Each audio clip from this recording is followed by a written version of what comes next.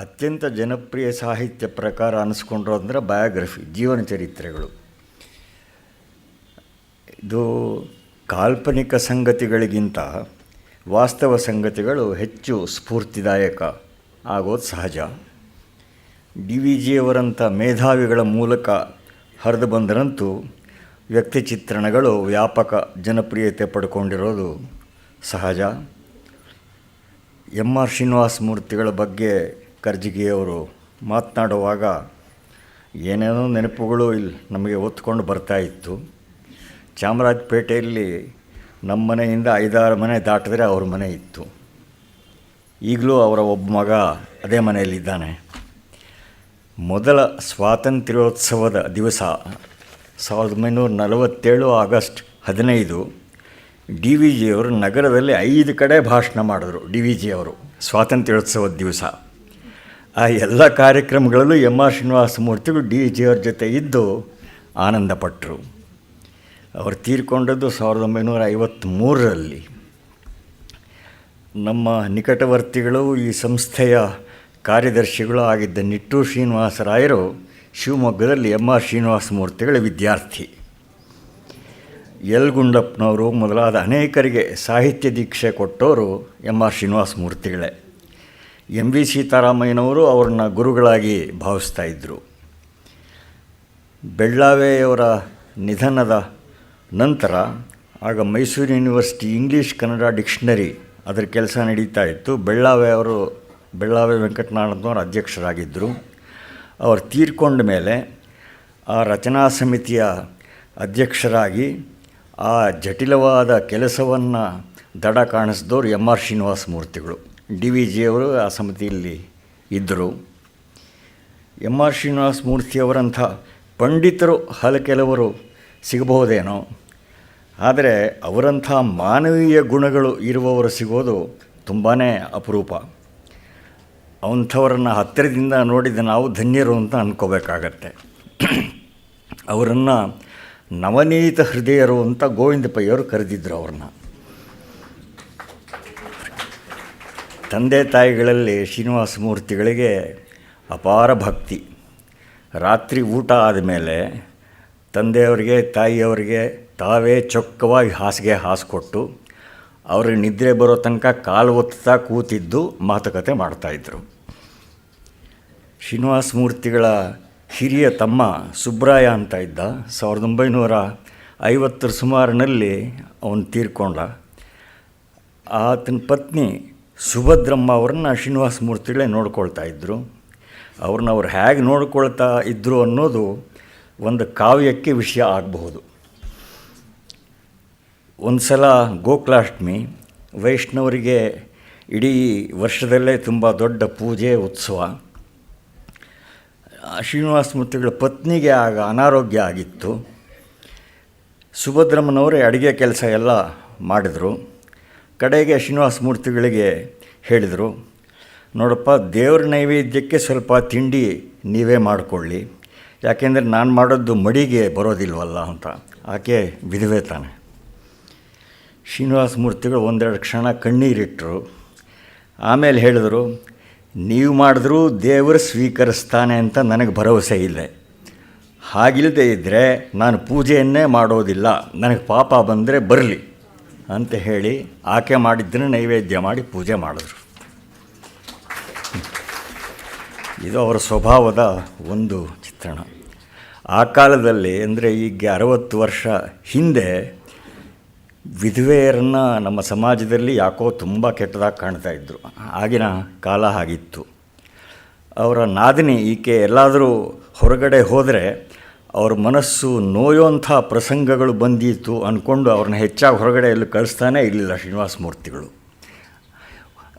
ವರ್ಷದಲ್ಲಿ ಕೆಲಸ ಇವರು ಬೇರೆ ತಮ್ಮಂದಿರಿದ್ರಲ್ಲ, ಅವ್ರು ಯಾರು ಅತ್ತಿಗೆ ಕೆಲವು ದಿವಸ ನಮ್ಮ ಜೊತೆ ಇರಲಿ ಅಂತ ಪ್ರೀತಿಯಿಂದ ಕರ್ಕೊಂಡು ಹೋಗ್ತಾಯಿದ್ರು. ಇವರು ಆಯಿತು ಅಂತ ಹೇಳಿ 4-5 ದಿನಗಳಾದ ಕೂಡಲೇ ಹೋಗಿ ಅವ್ರನ್ನ ವಾಪಸ್ ಕರ್ಕೊಂಬಂದುಬಿಡ್ತಾಯಿದ್ರು. ಅವರು ಹೊರಗಡೆ ಇದ್ದರೆ ಜನ ಯಾರಾದರೂ ಸಣ್ಣ ಮಾತಾಡ್ತಾರೆ, ಅಗ್ಗವಾಗಿ ಬಿಹೇವ್ ಮಾಡ್ತಾರೆ, ಇದಕ್ಕೆ ಯಾಕೆ ಅವಕಾಶ ಕೊಡಬೇಕು ಅಂಥೇಳಿ 4-5 ದಿವಸ ಆದಮೇಲೆ ಹೋಗಿ ವಾಪಸ್ ಕರ್ಕೊಂಬಂದುಬಿಡ್ತಾಯಿದ್ರು. ಅವರು ನಾದಿನಿಗೆ ಅಂತ 30-40 ಸಾಲಿನ ಪದ್ಯ ಕೂಡ ಶ್ರೀನಿವಾಸ ಮೂರ್ತಿಗಳು ಬರೆದಿದ್ದರು. ಅಂಥವರ ಸ್ಮರಣೆ ನಿಜವಾಗಲೂ ಪಾವನಕರ. ನಿನ್ನೆ ಜಿ ನರಸಿಂಹಾಚಾರ್ಯರ ಬಗ್ಗೆ ಹೇಳಿದರು. ಅವರು ವಿವೇಕಾನಂದರಿಂದ ಪ್ರಭಾವಿತರಾದ ಅನೇಕರ ಬಗ್ಗೆ DVG ಮಾತಾಡಿದ್ದಾರೆ, ಬರೆದಿದ್ದಾರೆ. ಜಿ ನರಸಿಂಹಾಚಾರ್ಯರ ಬಗ್ಗೆನೂ ಹೇಳಿದ್ರು. ಅವರ ವಿಶೇಷ ಅಂದರೆ ಅವರಲ್ಲಿ ಒಂದು ಸಾಮರ್ಥ್ಯ, ಎರಡು ನಿಸ್ಪೃಹತೆ, ಎರಡೂ ಇದ್ದದ್ರಿಂದ ಅವರಲ್ಲಿ ಆ ಛಾತಿ, ಎದೆಗಾರಿಕೆ, ಸ್ವಾಭಿಮಾನ ಬರ್ತಾಯಿತ್ತು. ಜಿ ನರಸಿಂಹಾಚಾರ್ಯ ಬಗ್ಗೆ ಇವರು ಹೇಳಿದ್ರು. ಅದೇ ರೀತಿ ಇನ್ನೂ ಅನೇಕರಿದ್ದರು. ಡಾಕ್ಟರ್ ಪಲ್ಪು ಅಂತ ಇದ್ದರು, ಇಲ್ಲಿ ಕರ್ನಾಟಕ ಸರ್ಕಾರದಲ್ಲಿ ಹೆಲ್ತ್ ಆಫೀಸರ್. ವಿವೇಕಾನಂದರ ಈ ಬೆಂಗಳೂರು ಮೈಸೂರುಗಳ ಇಡೀ ಸಂಚಾರದ ಕಾರ್ಯಕ್ರಮಗಳ ಅವರ ವ್ಯವಸ್ಥೆ, ಎಲ್ಲ ವ್ಯವಸ್ಥೆ ಮಾಡಿದವರು ಡಾಕ್ಟರ್ ಪಲ್ಪು. ಮತ್ತು ನಮ್ಮ ಮೈಸೂರು ಸಂಸ್ಥಾನದ ಆರೋಗ್ಯ ವ್ಯವಸ್ಥೆಯನ್ನು ತುಂಬ ಮೇಲ್ಮಟ್ಟಕ್ಕೆ ತಗೊಂಡು ಹೋದರು ಅವರು, ತುಂಬ ಶ್ರಮಪಟ್ಟು. ಹೀಗೆ ನಮ್ಮ ರಾಜ್ಯದ ಇತಿಹಾಸದಲ್ಲಿ ಅವರಿಗೆ ದೊಡ್ಡ ಹೆಸರಿದೆ. ಇನ್ನು ವಿವೇಕಾನಂದರ ಪರಿಚಯ ಮಾಡಿದ್ದರಿಂದ ಕುಂತು ಅದು ಅವರು ತುಂಬ ವಿರಳವಾದ ವ್ಯಕ್ತಿ ಅನ್ನಿಸ್ಕೋತಾರೆ. ಅವರು ಎಂಥ ಸ್ವಾಭಿಮಾನಿ ಅಂದರೆ, ಆಗಿನ ಪರಿಸರದಲ್ಲಿ ಸಹಜವಾಗಿದ್ದ ಹಾಗೆ ಯಾವುದೋ ಒಂದು ಸಭೆಯಲ್ಲಿ ಆಗ ಬಾಸುಗಳೆಲ್ಲ ಬ್ರಿಟಿಷರೇನೆ, ಇವರು ಬಾಸು, ಇವರ ಮುಖ್ಯಸ್ಥರು, ಎಲ್ಲ ಇಲಾಖೆಗಳ ಮುಖ್ಯಸ್ಥರು ಎಲ್ಲ. ಇದು 110 ವರ್ಷದ ಹಿಂದಿನ ಮಾತಿದು. ಎಲ್ಲರೂ ಬ್ರಿಟಿಷರೇ ಇರ್ತಾಯಿದ್ರು. ಯಾವುದೋ ಒಂದು ಸಭೆಯಲ್ಲಿ ಆ ಬ್ರಿಟಿಷ್ ಅಧಿಕಾರಿ ಅವ್ರಿಗೆ ಮಾಮೂಲಾಗಿದ್ದಂತೆ ಅಗ್ವಾಗಿ ಮಾತಾಡಿದೆ. You Indians are dirty, unclean, ಈ ಥರ ಏನೋ ಮಾತಾಡ್ದ. ಆಡಿಯನ್ಸ್ನಲ್ಲಿದ್ದ ಡಾಕ್ಟರ್ ಪಲ್ಪು ನಿಂತ್ಕೊಂಡು ಕೂಡಲೇ ಹೇಳಿದ್ರು, may be sir, but Indians do no that washing is better than wiping.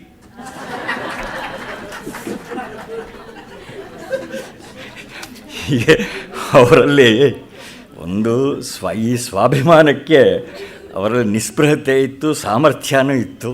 ಆದ್ದರಿಂದ ಈ ಧೈರ್ಯ ಇದೆಲ್ಲ ಅವರಿಗೆ ಇತ್ತು. ಇವತ್ತು ಇನ್ನೂ ಕೆಲವರು ಮಹನೀಯರ ಬಗ್ಗೆ ಕೇಳ್ತಾ ಇದ್ದೀವಿ. ಕಾರ್ಯಕ್ರಮದ ನಂತರ ಪ್ರಾಯೋಜಕರು ಸಿಹಿ ವಿತರಣೆ ಮಾಡಿದ್ದಾರೆ. ದಯವಿಟ್ಟು ಎಲ್ಲರೂ ಸಿಹಿಯನ್ನು ಸ್ವೀಕರಿಸಿ ಹೋಗಬೇಕು. ಈಗ ಪ್ರಾಯೋಜಕ ಮಿತ್ರರಾದ ಶ್ರೀ ದೇವಿ ಕುಮಾರ್ ಅವರು ದಯವಿಟ್ಟು ವೇದಿಕೆಗೆ ಬಂದು ಡಾಕ್ಟರ್ ಗುರುರಾಜ್ ಕರ್ಜಿಗಿ ಅವರನ್ನು ಗೌರವಿಸಬೇಕು ಅಂತ ಪ್ರಾರ್ಥನೆ ಮಾಡ್ತೀನಿ. ಪ್ರತಿ ಸಲ ಹಾಗೆ ಆಗುತ್ತೆ.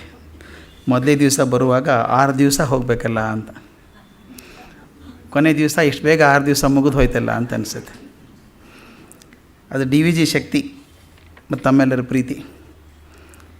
ಇನ್ನೇ ಕೆಲವು ಪಾತ್ರಗಳನ್ನು ನೋಡ್ತಾ ಅತ್ತಿಕೊಪ್ಪೆ ಕೃಷ್ಣಶಾಸ್ತ್ರಿಗಳ ಪಾತ್ರ ನೋಡಿದ್ವಿ. ಆನಂತರ ನೃತ್ಯಗಾತಿಯರು ಮತ್ತು ನಾಯಕ ಸಾನಿಯರ ಬಗ್ಗೆ DVG ಬರೆದಂಥ ಮಾತುಗಳನ್ನು ಕೇಳಿದ್ವಿ. ಇವರ ವೃತ್ತಕ್ಕೆ ಪ್ರಾಯಶ್ಚಿತ್ತ ಆದದ್ದನ್ನು ಕಂಡಿದ್ವಿ.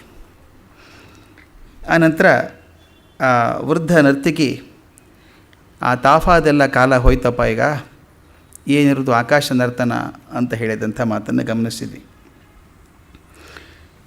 ನಾವು ಯಾವಾಗಲೂ ಮಾವಿನ ಹಣ್ಣಿನ ಸೀಸನ್ನಲ್ಲಿ ಬಾದಾಮ್ ರಸ್ಪುರಿ ಹಣ್ಣಿನ ರುಚಿ ಕಂಡ ಮೇಲೆ ಈ ದಾಡಿ ಪಸಂದಿನ ತೊಕ್ಕೆ ಹೇಗಿರಬಹುದು ಅಂತ ಹೇಳಿ ಆ ಕಾಲದ ಈ ಕಾಲದ ನೃತ್ಯಗಳನ್ನು ಹೋಲಿಸ್ತಾಯಿದ್ರು. ಅದನ್ನೇ ಮುಂದುವರಿಸ್ಕೊಂಡು ಹೋಗೋದಾದರೆ ಇನ್ನು ಕೆಲವು ಗಣ್ಯ ನರ್ತಕಿಯರ ಬಗ್ಗೆ ಹೇಳ್ತಾರೆ. ತಾವು ಗಮನಿಸಿದ ಹಾಗೆ ಈ ಸಲ ನೋಡಿದಾಗ ಕೆ ರಾಮಚಂದ್ರಾಯರವರಿಂದ ಹಿಡಿದು ಇಲ್ಲಿವರೆಗೂ ಬೇರೆ ಬೇರೆ ವ್ಯಕ್ತಿ ಚಿತ್ರಗಳನ್ನು ಕಂಡುಕೊಂಡು ಬಂದ್ವಿ. DVG ದೃಷ್ಟಿ ಯಾವುದು ಅಂತ, ಅವರ ದೃಷ್ಟಿಯಲ್ಲಿ ಯಾರೂ ತುಂಬ ದೊಡ್ಡವರಲ್ಲ, ಯಾರೂ ಸಣ್ಣವರಲ್ಲ. ಸಣ್ಣವರಲ್ಲಿ ದೊಡ್ಡತನದ ಅಂಶ ಇದೆ, ದೊಡ್ಡವರಲ್ಲಿ ಆಗಾಗ ಸಣ್ಣತನದ ಅಂಶ ಬರಬಹುದು. ಆದರೆ ಬರೆದಿರುವಂಥ ರೀತಿ ಯಾರ ನೋವನ್ನು ಅಥವಾ ಕೊರತೆಯನ್ನು ಎತ್ತಿ ತೋರಿಸುವಂಥದ್ದಲ್ಲ, ಅವರಲ್ಲಿರುವಂಥ ಒಳ್ಳೆಯತನವನ್ನು ಎತ್ತಿ ತೋರಿಸೋದು.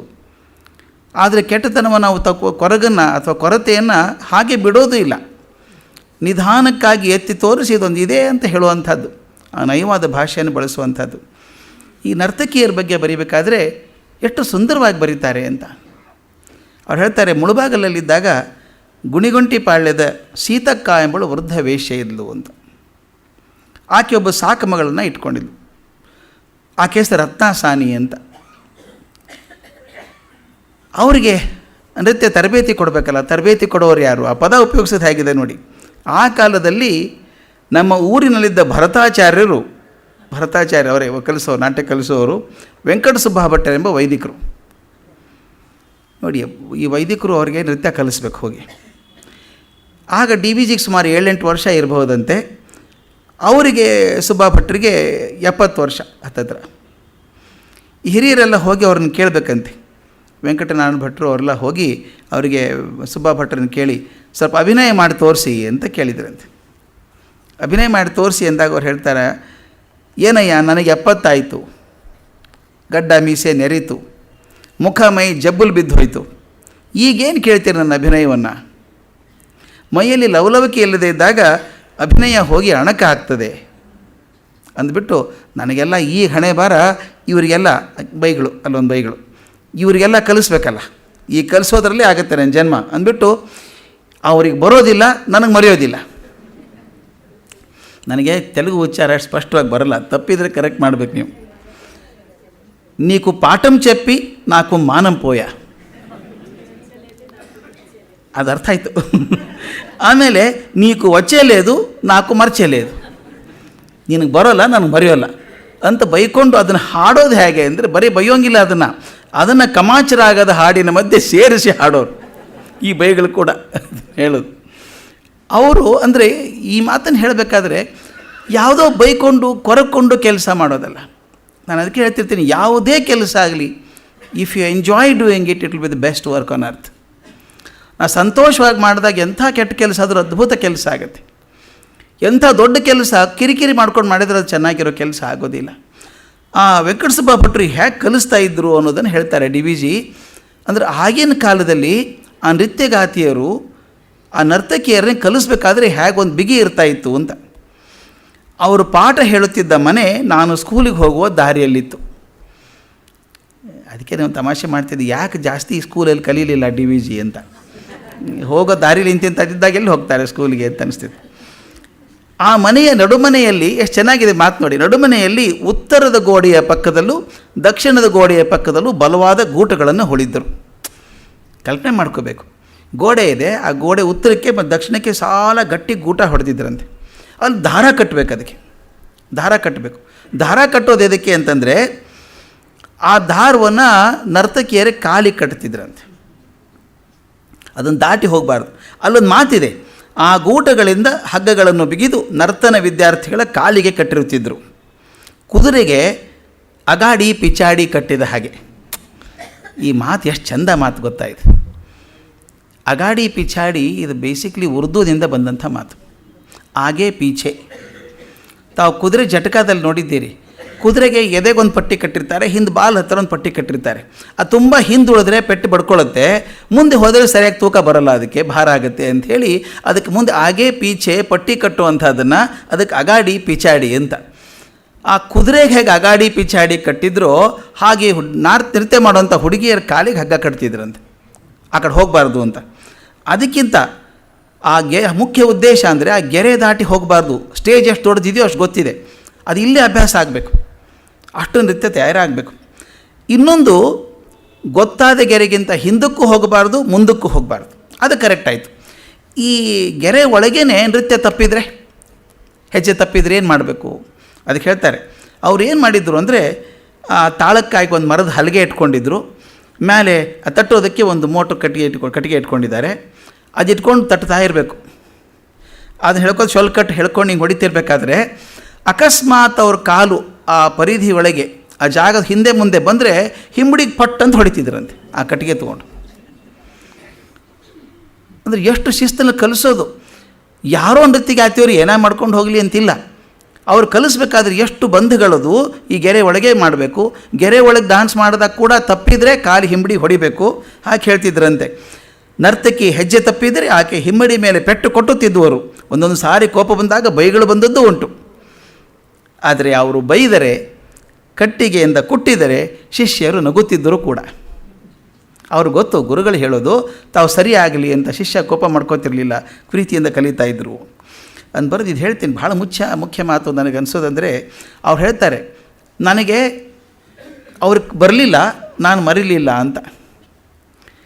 ಇದು ಕಲಿಕೆ ಮತ್ತು ಕಲಿಯೋದರಲ್ಲಿ ಬಹು ದೊಡ್ಡ ಪ್ರಕ್ರಿಯೆ ಸ್ನೇಹಿತರೆ. ನಾನು ಮೇಷ್ಟ್ರ ಆದ್ದರಿಂದ ನನಗೆ ಭಾಳ ಮನಸ್ಸಿಗೆ ಮುಟ್ಟುತ್ತೆ.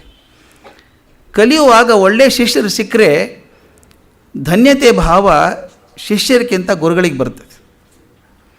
ಇದೊಂದು ಒಳ್ಳೆಯ ಶಿಕ್ಷಕನಲ್ಲಿರುವಂಥ ಲಕ್ಷಣ. ಒಳ್ಳೆ ಗುರು ಸಿಕ್ಕರೆ ಅಂತ ಶಿಷ್ಯರಿಗೆ ಸಂತೋಷ ಆಗತ್ತೆ. ಒಳ್ಳೆ ಗುರು ಸಿಕ್ಕರೆ ಶಿಷ್ಯರಿಗೆ ಎಷ್ಟು ಸಂತೋಷ ಆಗುತ್ತೋ ಅದರ 10 ಪಟ್ಟು ಸಂತೋಷ ಗುರುವಿಗೆ ಒಳ್ಳೆಯ ಶಿಷ್ಯ ಸಿಕ್ಕಾಗ್ತದೆ. ಸಾಮರ್ಸೆಟ್ ಮಾಮ್ ಅಂತಿದ್ದಾನೆ, ಬಹುದೊಡ್ಡ ಲೇಖಕ, ನೊಬೆಲ್ ಪ್ರಶಸ್ತಿ ಬಂದಂಥ ಮನುಷ್ಯ. ಆತ ಒಂದು ಪುಸ್ತಕ ಬರೆದಿದ್ದಾನೆ, ಆಫ್ ಹ್ಯೂಮನ್ ಬಾಂಡೇಜ್ ಅಂತ. ಅದ್ಭುತ ಪುಸ್ತಕ ಅದು, ನನ್ನ ಮನಸ್ಸನ್ನು ಹಿಡಿದಂಥದ್ದು. ಅದರಲ್ಲಿ ಬರೀತಾನೆ, ಆ ಹುಡುಗ ಶಾಲೆಗೆ ಹೋದಾಗ ಆ ಮೇಷ್ಟ್ರನ್ನ ಕೇಳ್ತಾನೆ, ಟೀಚಿಂಗ್ ಅಂದರೆ ಹೇಗಿರುತ್ತೆ ಅಂತ, ಶಿಕ್ಷಣ ಮಾಡೋದು ಹೇಗೆ ಅಂತ. ಆತ ಹೇಳುವಂಥ ಮಾತು ನಾನು ಎಷ್ಟು ಓದಿದ್ನೋ, 40 ವರ್ಷದಿಂದ ಓದಿರಬೇಕು, ಇವತ್ತಿಗೂ ತಲೆಯಲ್ಲಿ ಕೂತ್ಕೊಂಡ್ಬಿಟ್ಟಿದೆ. ಅವನು ಹೇಳ್ತಾನೆ, if you get a dull witted student, teaching is a treacherous job. If you get a dull-witted student, teaching is a treacherous job. But if you find a student who comes almost halfway towards you and understand things even before the words have come out of your mouth, then teaching is the most exhilarating thing in the world. ಅಂತ ಅರ್ಥವಾಗದೇ ಇದ್ದಂಥ ಹುಡುಗ ಇದ್ದರೆ ಕಲಿಸೋದು ಒಂಥರ punishment, ಶಿಕ್ಷೆ ಆಗಿಬಿಡುತ್ತೆ. ಆದರೆ ನಿನ್ನ ಬಾಯಿಂದ ಮಾತು ಬರೋದ್ರೊಳಗೆ 10 ಹೆಜ್ಜೆ ಮುಂದೆ ಬಂದು ಸ್ವೀಕಾರ ಮಾಡುವಂಥ ಹುಡುಗ ಇದ್ದರೆ ಅದರಂಥ ಅದ್ಭುತವಾದ ಕೆಲಸ ಜಗತ್ತಲ್ಲಿ ಇನ್ಯಾವುದೂ ಇಲ್ಲ ಅಂತ ಸಾಮರ್ಸೆಟ್ ಮಾಮ್ ಹೇಳುವಂಥದ್ದು. ಇದು ನೆನೆಸ್ಕೊಂಡಾಗ ನನಗೆ ಭಾಳ ಹಿಂದೆ ನನಗೆ ನೆನಪಿದ್ದ ಮಟ್ಟಿಗೆ ಭೀಮಸೇನ್ ಜೋಶಿ ಅವರು ಹೇಳಿದ ಮಾತು ಇದನ್ನು. ನಾನು ಹುಡುಗರಾಗಿದ್ದಾಗ ಕುಂದಗೋಳಕ್ಕೆ ಹೋಗ್ತಾಯಿದ್ವಿ. ಅವ್ರು ಹೇಳಿದಂಥ ಮಾತು, ಸವಾಯಿ ಗಂಧರ್ವರು ಗಂಗೂಬಾಯಿ ಹಾನಗಲ್ ಅವ್ರಿಗೆ ಕಲಿಸ್ತಾಯಿದ್ರು. ಆಗ ಪದ್ಧತಿ ಹುಡುಗಿನ ಹೊರಗೆ ಕಲಿಸೋದಿಲ್ಲ ಅಂದಾಗ ಸವಾಯಿ ಗಂಧರ್ವರೇ ಮನೆಗೆ ಹೋಗಿ ಕಲಿಸ್ಬೇಕು. ಕಲ್ಪನೆ ಮಾಡ್ಕೋಬೇಕು, ನಡುಮನೆ ಎಲ್ಲ ಧಾರವಾಡ ಕಡೆ ಮನೆ ಉದ್ದ ಈ ರೈಲ್ವೆ ಟ್ರೈನ್ ಇದ್ದ ಹಾಗೆ, ಡಿಸೈನ್ ಅಂತಿಲ್ಲ, ಒಂದರೊಳಗೆ ಹೀಗೆ ಹೋಗ್ಬೇಕು ಮನೆ.